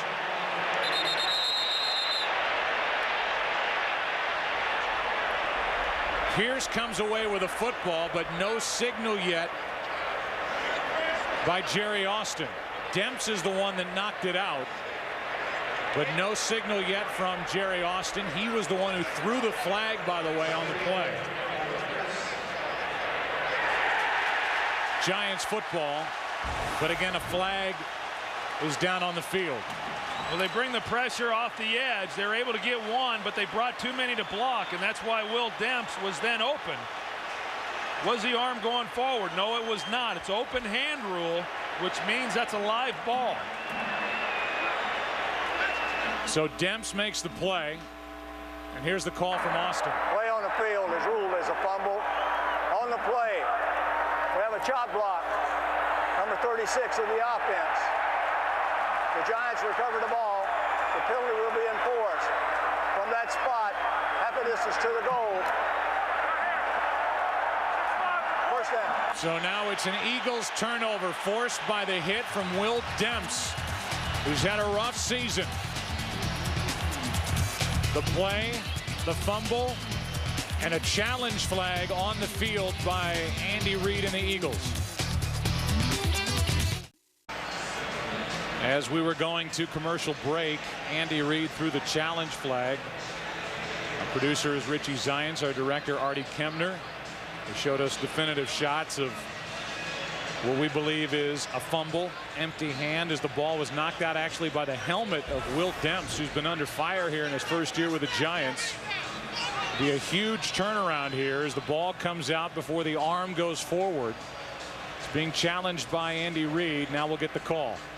After reviewing the play, the call on the field stands. It was a fumble. The quarterback loses the ball before his hand goes forward. Philadelphia will be charged with their first timeout. And with their first turnover, the Giants have turned it over twice, one on a fumble by Jacobs, the other on an Eli Manning interception. And now with Demps coming on a blitz, he knocks it away from Jeff Garcia.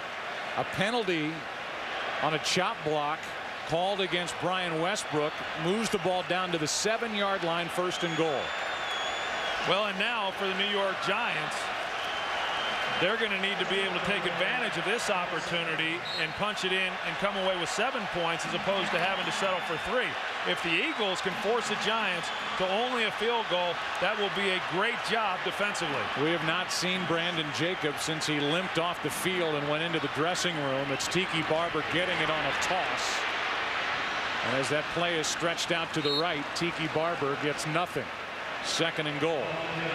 It was a struggle, Troy, for the Giants to punch it in deep in Dallas territory 2 weeks ago. Now they have to do it against their division rival, the Philadelphia Eagles, trailing by 1. And the clock is stopped as an Eagles player, Michael Lewis, is down. They'll let the clock wind down. They'll check on Lewis.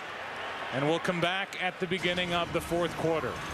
2nd and goal for the Giants, thanks to this hit by Will Demps, trying to take the lead. Back after this from your local Fox station.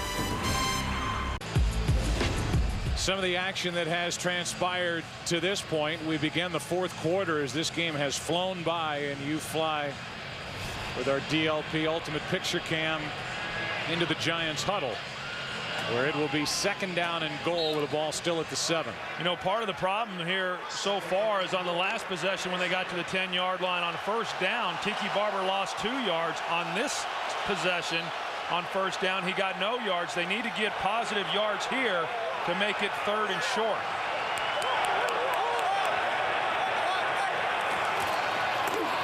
Hand off to Tiki Barber. Barber gets it maybe to the 5. They're going to mark him back at the 6. And it's 3rd down and goal, and the Giants have done nothing on their first 2 plays. Yeah, and you know, they got more yards there. Had they have been able to do that on 1st down, now you're looking at 3rd and goal from about the 2. But right now at 3rd and goal from the 6, this is a passing down. And the Giants, it's not an easy down to throw on, and it's not an easy part of the field to be throwing on because the windows all get much smaller.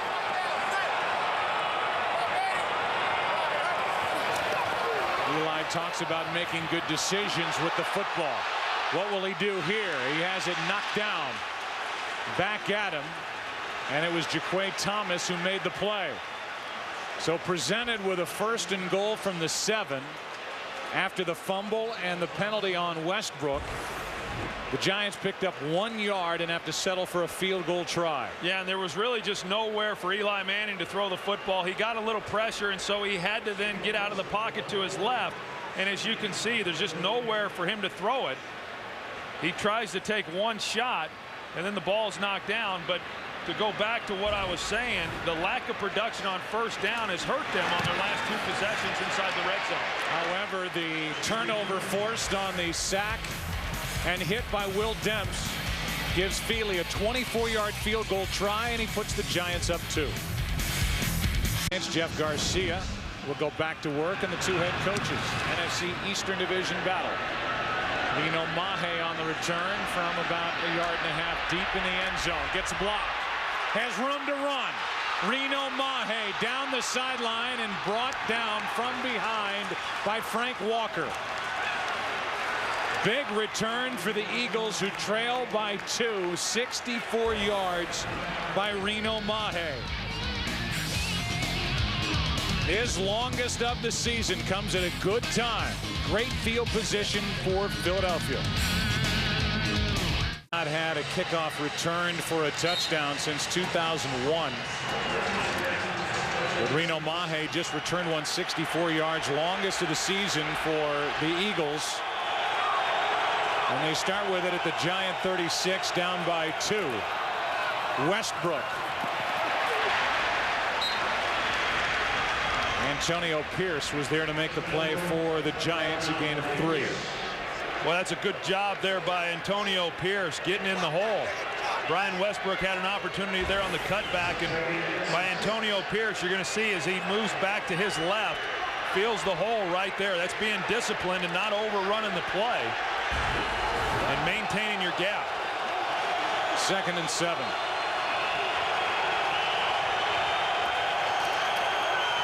Garcia. Pass is caught. L.J. Smith disappointed in himself that he didn't get beyond the marker. Gain 5. It'll be 3rd and short for the Eagles. And I'll tell you, it's a little bit like what the Eagles went through on that last possession defensively, holding the Giants to just a field goal. Based on where the Eagles got this ball after the return by Mahe, if the Giants are able to hold Philadelphia here to a field goal of their own, that would be a very successful possession on their part as well.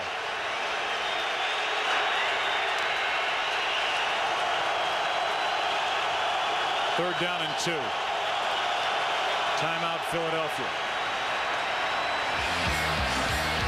Only one timeout left for the Eagles, down by 2. 3rd and a couple when we come back. Monday is sponsored by Season's Best from Cadillac, helping you navigate through the holidays, life, liberty, and the pursuit. The crowd comes alive as the Eagles are faced with 3rd and 2. Yeah, and what's interesting is the Eagles are going 3 wide receiver here on 3rd and 2. Actually 4 wide now as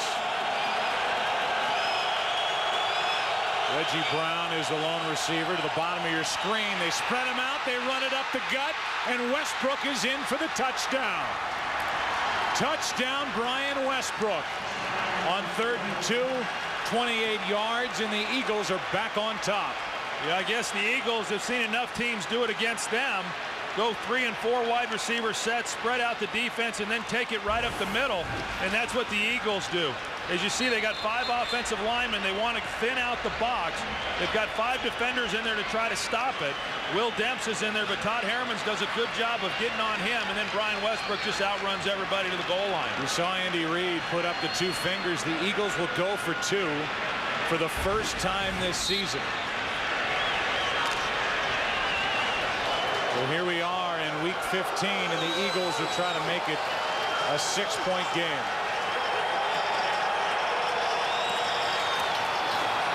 Popped up and throws to Brown for 2 points, and a penalty flag comes in. Penalty flag on the play.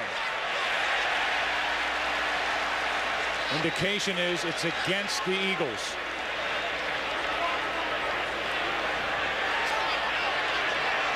Pass interference, 36 offense. 10 yards, replay the try. Well, they run a little pick action is what you're going to see here. And that's where the call came. You know, what the shame of it is that the pick really didn't even have to take place. Westbrook, that was basically after the ball had been thrown when the contact was made. And now, because of the penalty, the Eagles bring Akers onto the field, trying to make it a 5-point game. A 30-yard extra point. High snap. What a great job by Dirk Johnson. Oh, man. The holder dropped it. Dirk Johnson somehow got it up on its end, and then Akers pounded it through. Great hands by the punter. Good strong kick by Akers. It's a 5-point Eagle lead. And it's a 5-point game, 21-16. The Giants about to get it back.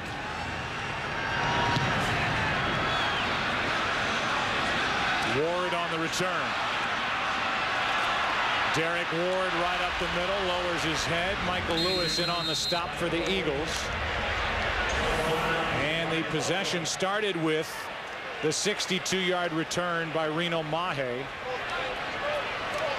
And then the touchdown scamper on 3rd and 2 by Brian Westbrook. They went for 2, made it, but a penalty on Westbrook. Pushed the ball back, and a 30-yard extra point try.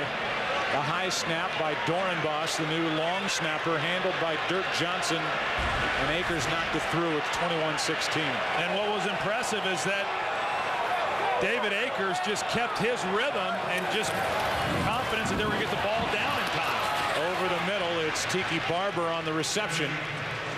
And a gain of 4. Let's go to Chris Rose for a game break. All right, Joe, two teams that used to call L.A. home meeting in Oakland. Steven Jackson helping to skunk the Raiders. Rams are up 20-0 after this jaunt. And it's 20-0, Joe. Let's send it back to you. All right, a hurry-up approach now. No huddle by the Giants, something you talked about starting this second half, Troy, as Tiki Barber gets it on the carry, good for 3. And it'll be 3rd down for the Giants. Yeah, and it wasn't a big thought coming into the game, primarily because of the amount of rushing yards the Eagles defensively have been given up. But here in the second half, the Giants have not run the ball very effectively. Tiki Barber under 4 yards per carry. Here on the day, running the football. Now they're going to the no huddle, not the hurry up, but the no huddle. On 3rd down and 3, Manning throws. He had a blitzer coming right in his face, and a flag comes in at the end of the play. Tyree, the intended receiver, and a flag came out of the secondary.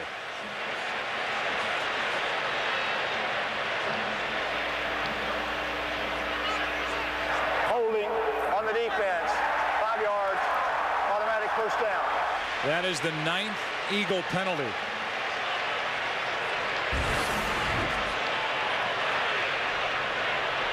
We'll see if we can see here where it took place. There it is right there. As soon as Tyree's trying to come out of his route, we saw the grab there, and Eli Manning under heavy pressure just throwing it up, but they got the call. Manning throws. The pass is complete to Carter, who is hit hard by Omar Gaither, a gain of 7. I'll tell you he was hit. You know, Omar Gaither, who we haven't talked much about, he replaced Matt McCoy. Matt McCoy was the guy who was the big hitter, but he's got a shoulder injury that's limited his effectiveness. But Omar Gaither has played well in his place. Asante Shenko makes the catch, puts it on the ground. It's a catch and fumble, and the Eagles take over. Lito Shepherd with the fumble recovery, as Shenko had enough for a first down and turned it over for the Giants. You're right, Joe. He had the ball, he had the first down, and, you know, out it came. And they just had too many mistakes and penalties in this ball game, the Giants have. Another forced fumble by Dawkins. Shepherd takes it for the Eagles. Punched it out of the arm of Asante Shenko. Yeah, really a good job. I mean, once he had Shenko wrapped up, to be able to use his right hand and punch the ball loose. Great camera work there capturing that. But that's Brian Dawkins. I mean, there's so many times when a play has to be made, he's the guy that has made it. 10:59 to go. 5-point Philadelphia lead.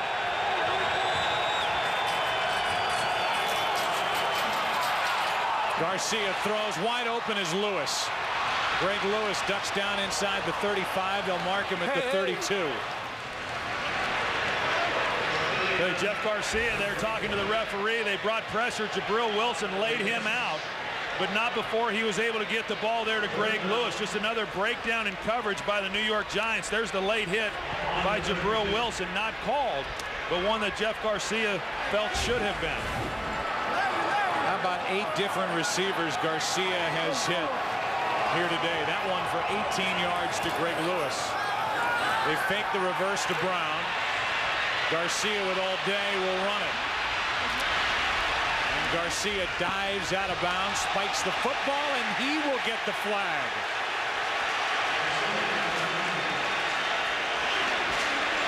Yeah, that's a good call. It's a good call by the official. Jeff Garcia spiked the ball. As you see, he's going to go out of bounds here. Good job there by him, picking up what he could, but then he slams the ball down at the feet there of Jabril Wilson. You know, maybe, I'm not sure if he knew it was Jabril Wilson, but remember. Made the first down after the play is over. Unsportsmanlike taunt on number 7, spiking the ball at the defender. 15-yard penalty. It'll still be 1st and 10. You know, Joe, I'm not sure if he knew it was Jabril Wilson. Remember, Jabril Wilson's the one who hit him relatively late on the previous play, but you can tell Andy Reid, there's been a lot of these types of penalties for both teams here tonight, and those are the plays that just get you beat. I mean, now all of a sudden you're knocked out of field goal range to where they had a good drive going, and if they were able to score a touchdown, if they're able to get a touchdown on this possession, I mean, it makes it a 2-possession game then for the New York Giants to get back in it. The only silver lining here is they gave Garcia enough for the 1st down.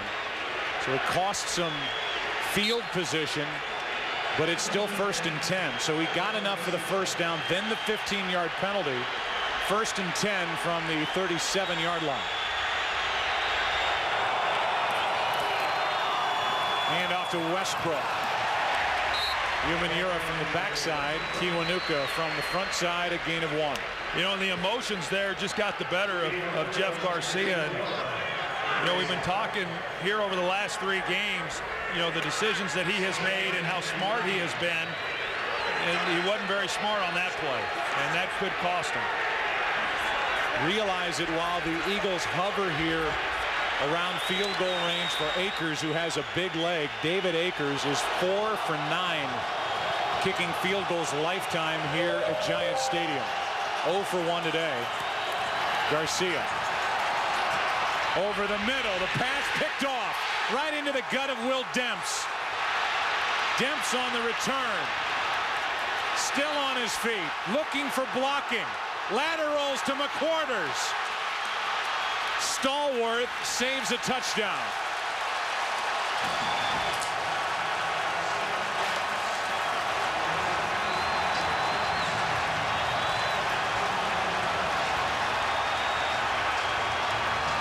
Troy, this Will Demps has been under fire all year in his first year with the Giants.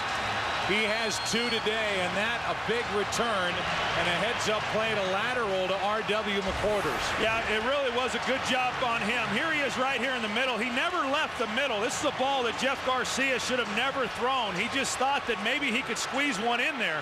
The only chance he had was to throw it up over the top of Will Demps. This is a defensive secondary that has dropped a lot of potential interceptions here in the last several ball games. Will Demps collecting on that one, and it came at a great time. He's been involved in the 2 turnovers, one knocking the ball out of the hand of Jeff Garcia, and now the first interception of Jeff Garcia. The return a combined 53 yards, and underneath it's Tiki Barber. So now you do go back to the taunting call and the penalty on Garcia. He follows it up with the interception, and now it's the Giants down by 5 with a 1st down at the Philadelphia 24. That's right, because had the Eagles have been able to come away with at least a field goal, it would have made it then an 8-point game, 1-possession game still, but the Giants would have been forced to score the touchdown and then also get the 2-point conversion. Now a touchdown obviously gives them the lead. With under 8.5 to play, 2 7 and 6 teams battling. Back to the running game go the Giants, and it's Tiki Barber picking up 2. Sheldon Brown on the stop. You know, Tiki Barber has gotten all the carries today with the exception of 1, and that 1 is when Brandon Jacobs laid the ball on the ground. I know he injured his ankle on that play, but he's not yet come back in the game. We're being told that he's okay to come back, but as great a player as Tiki Barber is, you know, right now you kind of get the feeling that a change-up back like Brandon Jacobs may be what could wear this defense out.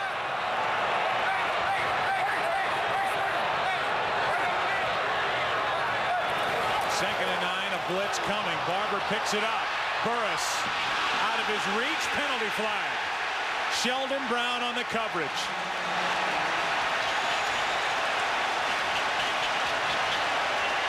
You know, and if you'll think back to that first meeting between these 2 teams in overtime, it was Sheldon Brown on Plexico Burris. Much like this, pressure on Eli, throw the ball up. They try to go with it again. They don't get the completion, but they do get the pass interference against Sheldon Brown. You see the arm bar there with the left arm. and a good call. You know, so many times these corners, is eligible, 65. so many times these corners try getting the arm extended and then run the receiver to the sideline, and you just can't do that. It's a 21-yard pass interference call. Brandon Jacobs is now in the backfield at tailback. First and goal from the 2. Manning keeps it, in trouble, throws it. Penalty flag as an incomplete pass hits off the left hand of Jeremy Shockey. Giants indicate it's against the Eagles. Holding. Number 37 in the defense. After this is to the goal. First down. That's Sean Considine, who's taken over as the starting strong safety. He's called for that hold right there. Yeah, I don't know. I think Shockey may have had as much a hold of him as what Considine had of him. Initially, it looked like Shockey was trying to block him, and that's why they were engaged. I'd like to think that from here, the 1-yard line, that they can hand it off to Jacobs and he can move the pile and get the touchdown. Jacobs with his second carry of the day, fighting his way to the goal line. Not in. Second and goal. Brandon Jacobs with 8 rushing touchdowns on the season. And one of the Giants players is down. That's Seibert, who is the starting center today, playing in place of the injured Sean O'Hara. So O'Hara on the sideline, Seibert about to join him there in a lot of pain, laying on the turf. Moments ago, Rich Seibert getting the attention, popped up and did a little jog. He is a fan favorite here. Former starting left guard here for the Giants. Hurt in the 6th game of 2003. Meanwhile, Gray Rugemer, who was the backup for a long time in Green Bay, is taking practice snaps with Eli Manning. Seibert, Troy, a guy who in 2003 on one play. Charge the Giants with a first timeout. It will be a 30-second one. So they're calling timeout. The Giants are.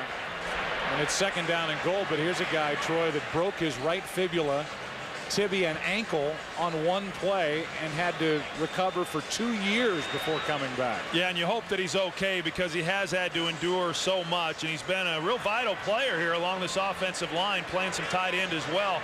And I think you got to give credit to Ernie Accorsi, the general manager, for the job that he's done as far as bringing in some veteran backup offensive linemen here for this group, because Bob Whitfield at left tackle, Gray Rugemer comes in now at center, and there's Ernie in his famous spot where he watches the games from.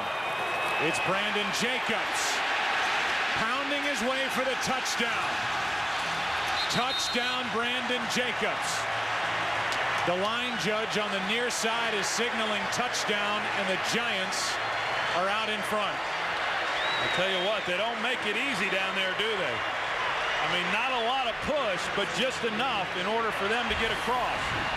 You're going to see now, not a lot of movement there, not much at all along that line, but Jacobs just able to get across there for the touchdown. Now, because of the situation, they'll go for 2 to try to extend their lead to 3 points. So Jacobs gets it in his 9th rushing touchdown. We'll continue to look at Seibert on the sideline, and here's the 2-point try. 0 for 1 this season are the Giants, going for 2. And I expect a fake throw here by Eli Manning. It seems to be what they like to do down here in these situations. Got Burris at the bottom across from Sheldon Brown, and they hand it off to Tiki Barber. Nowhere to go, and it will stay a 1-point lead. Yeah, I'm a little surprised they went with the run there just because of the lack of movement, Joe, along that offensive line on the 2 previous plays trying to get it in for the touchdown. I fully expected them to come either off of play action, but because of how they were lined up, I thought that maybe they would take the shot on the fade to Plexico Burris. Instead, with 6:59 to go, it's a 22-21 game with the Giants out in front now. And we go down to Pam Oliver. Pam.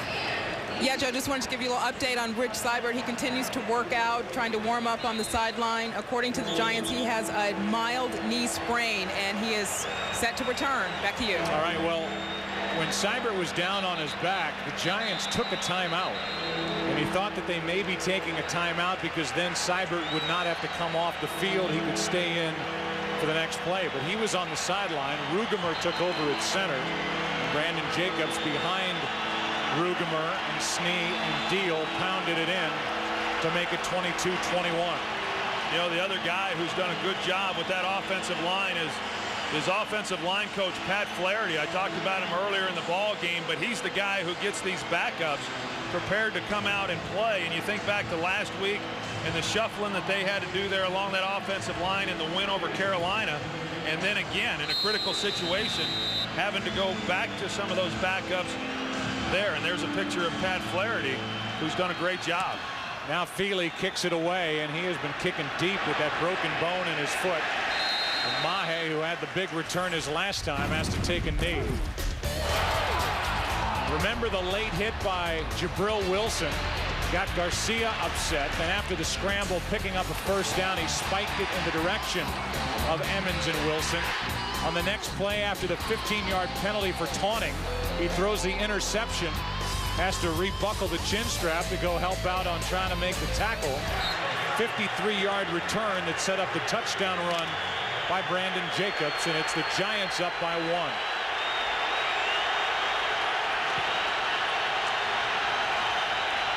Passer rating at 67 for Garcia, who has been well over 100 in each of his first 3 starts. Tonight on Fox, witness the ugly side of passion on an all-new Family Guy. The Obsession starts tonight at 9 Eastern, 8 Central, right here only on Fox. Viewer discretion is advised. Well, now you get an opportunity, Joe, to really kind of see what this New York defense is all about. When they go down there and they take a lead, now are they able to hold on to that? And also we get a good look at Jeff Garcia down by 1. A little move and a carry by Westbrook, and it's a first down for Philadelphia. Cofield on the stop, but they have given Westbrook enough for a first down. The offensive leaders for the Eagles. The first interception thrown by Garcia as a starter for Philadelphia. Buckhalter with 1 touchdown, Westbrook the other 2. Blitz from the Giants. The pass is thrown and caught by Baskett. Good for 6 yards.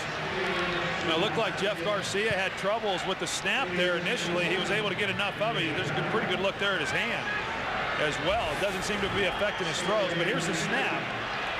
A little double clutch there. Yeah, it came loose, and Garcia was able to hang in there just enough to keep the ball. You know, the Eagles are running the ball awfully well, and there's still plenty of time here in this 4th quarter that, you know, they can still remain pretty balanced offensively. They've been balanced all day long. 2nd and 3. The pass is bobbled and caught by L.J. Smith. L.J. to the Giants' 36-yard line. You know, this is the middle of the field where sometimes the Giants are vulnerable, and L.J. Smith able to get in there, and then he bobbles the ball as well. Drop passes has been something that has plagued this Eagles offense throughout the season.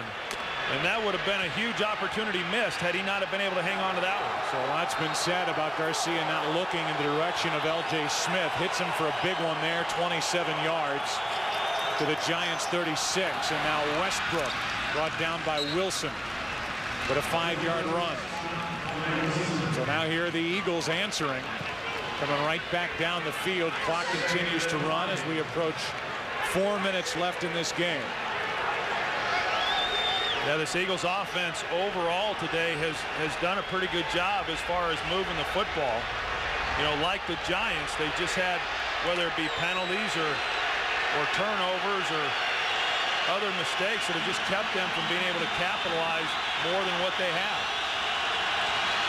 Eagles are averaging 5.5 yards per carry as the pass is caught by Brown. He has a first down.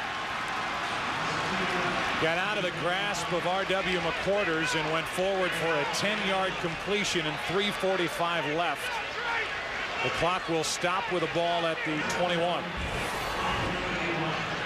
Well, Jeff Garcia given some time and then just putting it right into the stomach there of Reggie Brown, but you've got to be able to make that tackle if you're R.W. McQuarters.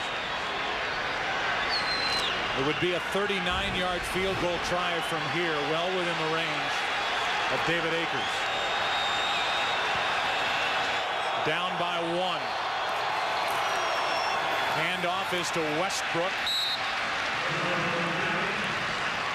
And a good play by Wilkinson, the rookie, coming down to make the tackle, a gain of 2. We look at the NFC East and not just the division, but the overall record. And 2 teams 7-6, 2 teams 3-1 within the division, both with better records than the Dallas Cowboys, who reside at the top at 9-5.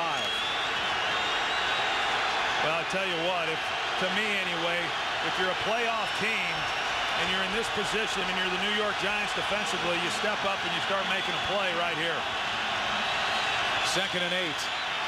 Garcia pump fakes. Brown, end zone, touchdown. But a penalty flag is down back where Garcia let it go. Touchdown Brown, and it looks like the call is against the Giants. We'll get it from Jerry Austin.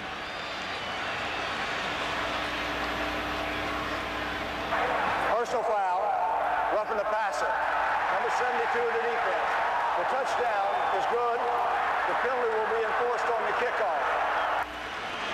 It's Osi Umenyiora, guilty of the personal foul as he roughed up Jeff Garcia, who threw the touchdown to Reggie Brown. Just enough of a shoulder move there, and Reggie Brown goes right by R.W. McQuarters for the touchdown. R.W. McQuarters never saw the fake because he was locked up man-to-man with Reggie Brown.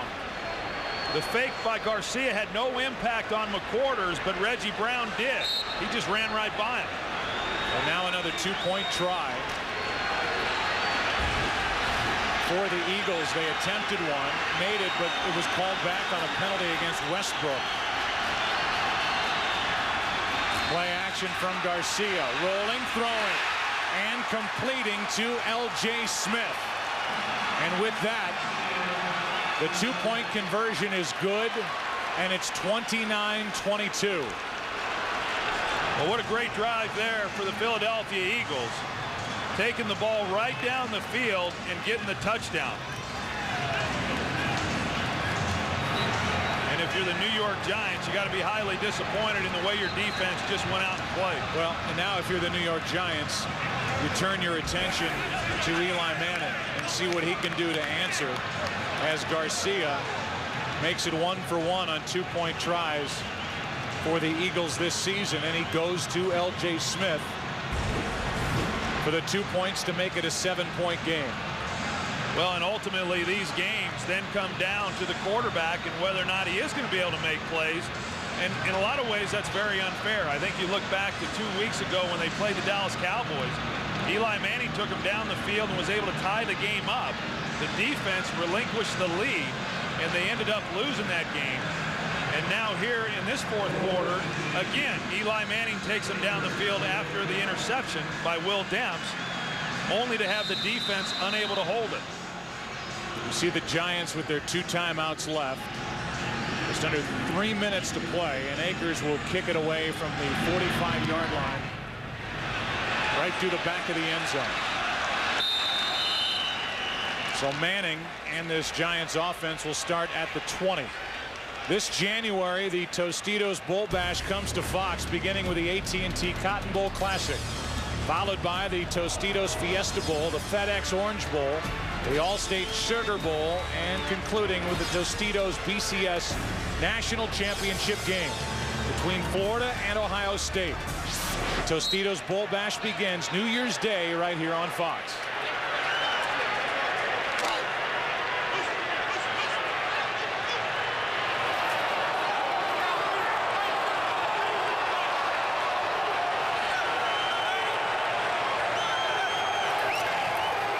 Blitz from the Eagles. The ball is up in the air, and it is picked off. Cole the other way into the end zone for the touchdown.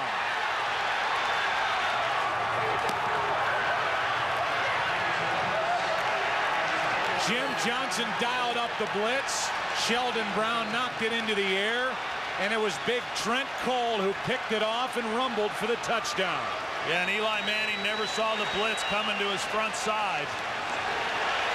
Looked like Sheldon Brown was the guy who was coming off the edge and made the hit.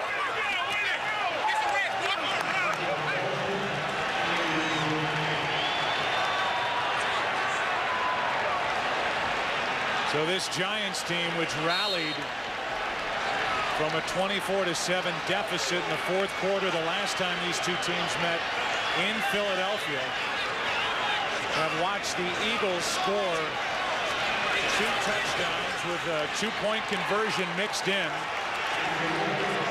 to take a 14-point lead.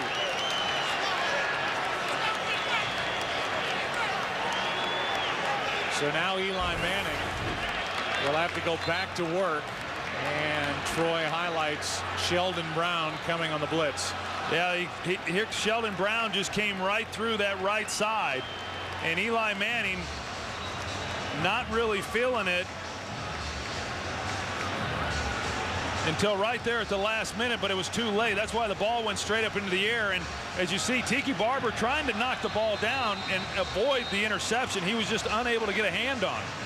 Tiki Barber whiffed. Couldn't judge it coming down, and Sheldon Brown with a hug for his defensive coordinator, Jim Johnson. Yeah, and Jim's probably in need of a lot of hugs after the way that defense has played here in recent games. But what a great job that defense did there finally, you know, after weeks and weeks of not being able to get pressure, for Sheldon Brown to be able to come and get pressure on Eli Manning to force the interception.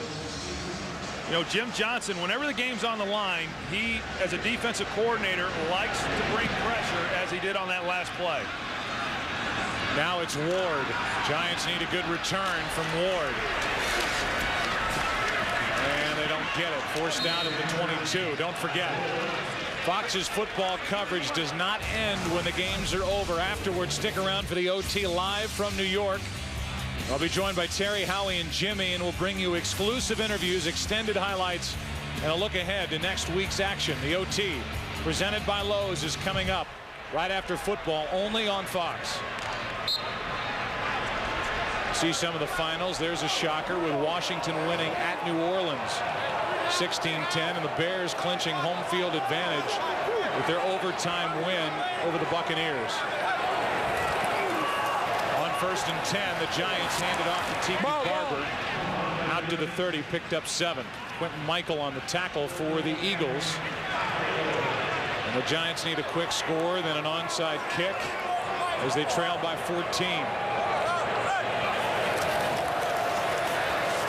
Manning over the middle. Shockey, first down, New York. Yeah, they're going to need to get some big chunks, you know, down 14 points, 2 possessions. 2 touchdowns. They're going to, you know, the Eagles are going to be willing to give up those 10, 15-yard throws. They just don't want to give up anything quick.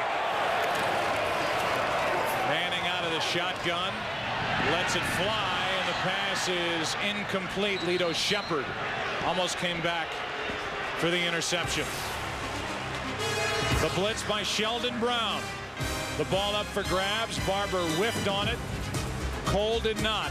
In for the touchdown, and the Eagles lead by 14. 2-minute warning. Richie Zients, Artie Kempner, and a 14-point Philly lead. Minute 55 to go.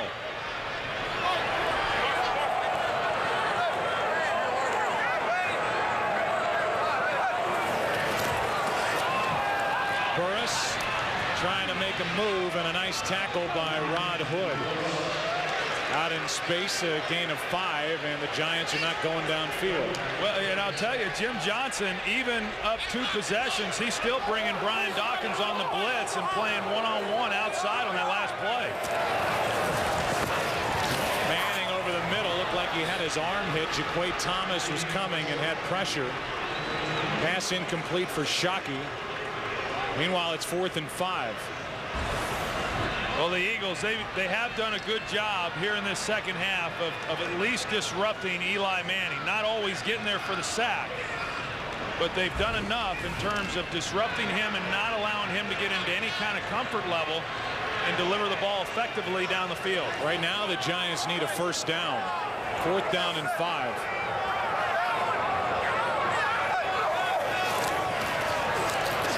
Manning steps up and fires, completes it to Shockey. Into Philadelphia territory, and a timeout taken. 1 left now for the Giants. 1:20 remaining. A 9-yard completion to Jeremy Shockey. You see Jim Johnson, he's not happy about that at all. This guy's he's a competitive guy, as all the coaches are in the National Football League. And you know, I know that he's going to go home tonight much happier about the way this defense has played, but knowing that there's still going to be room for improvement and that play is going to have to continue as they move through the last 2 weeks of the season. Yeah, and you look at the records. Dallas on top at 9-5. Philadelphia trying to get to 8-6, and the 2 teams meet next week in Dallas. And again, if Philadelphia can win that game, they've got their destiny in their own hands and can win the division. Well, and you be sure and ask Jimmy Johnson on the OT whether or not the Eagles have a chance at making the playoffs now. Oh, don't worry. That will be brought up.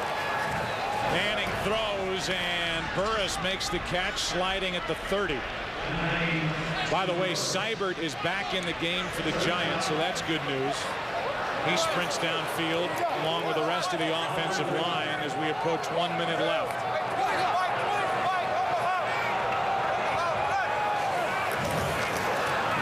Manning backpedaling as he throws to Shockey, who gets hit by Michael and then pops right back up. Dawkins and Quentin Michael. And Shockey could not hang on for the catch. No, and this is the ball that just got away from Eli Manning. Good route there by Jeremy Shockey, taking the middle. But a ball behind him, and he took a pretty good lick on the back end of that one. And let's say this, while we focused a second ago on just the NFC East, whoever wins this game, Philadelphia will take a timeout as Dawkins was banged up.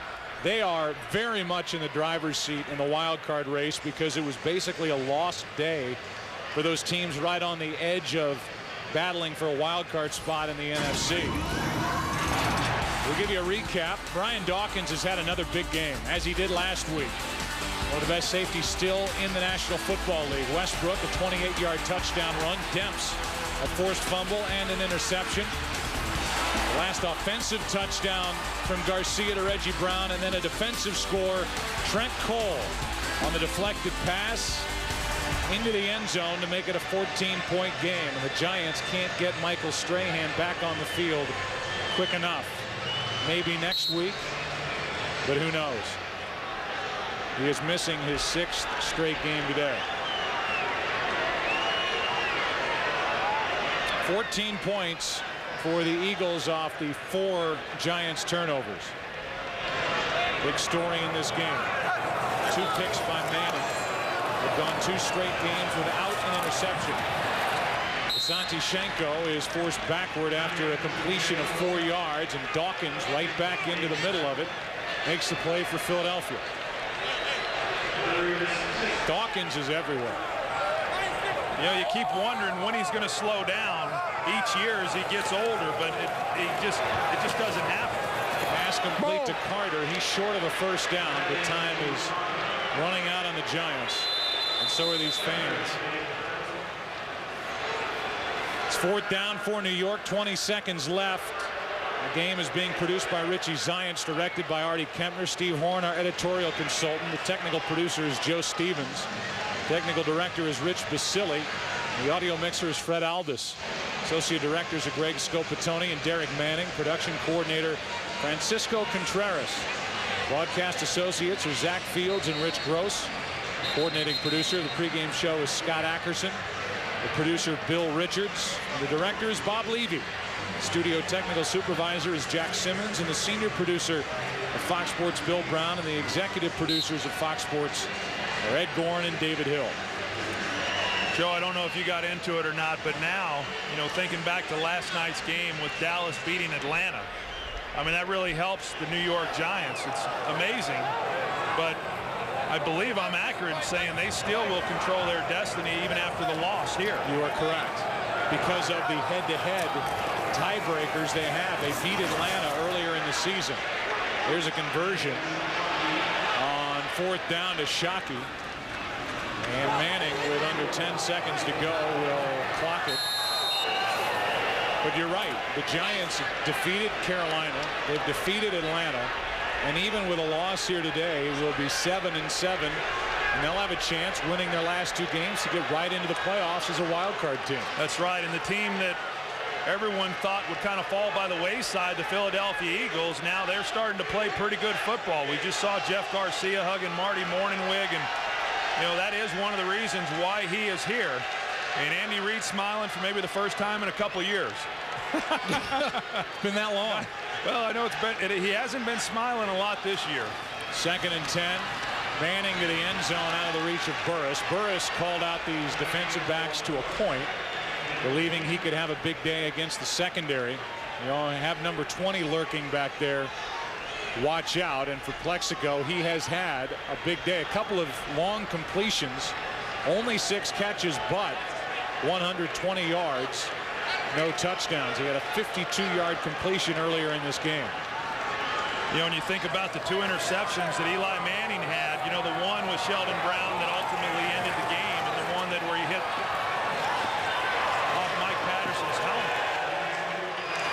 Tiki Barber underneath. That'll do it. Quentin Michael on the stop, and Andy Reid and the Eagles and Jeff Garcia.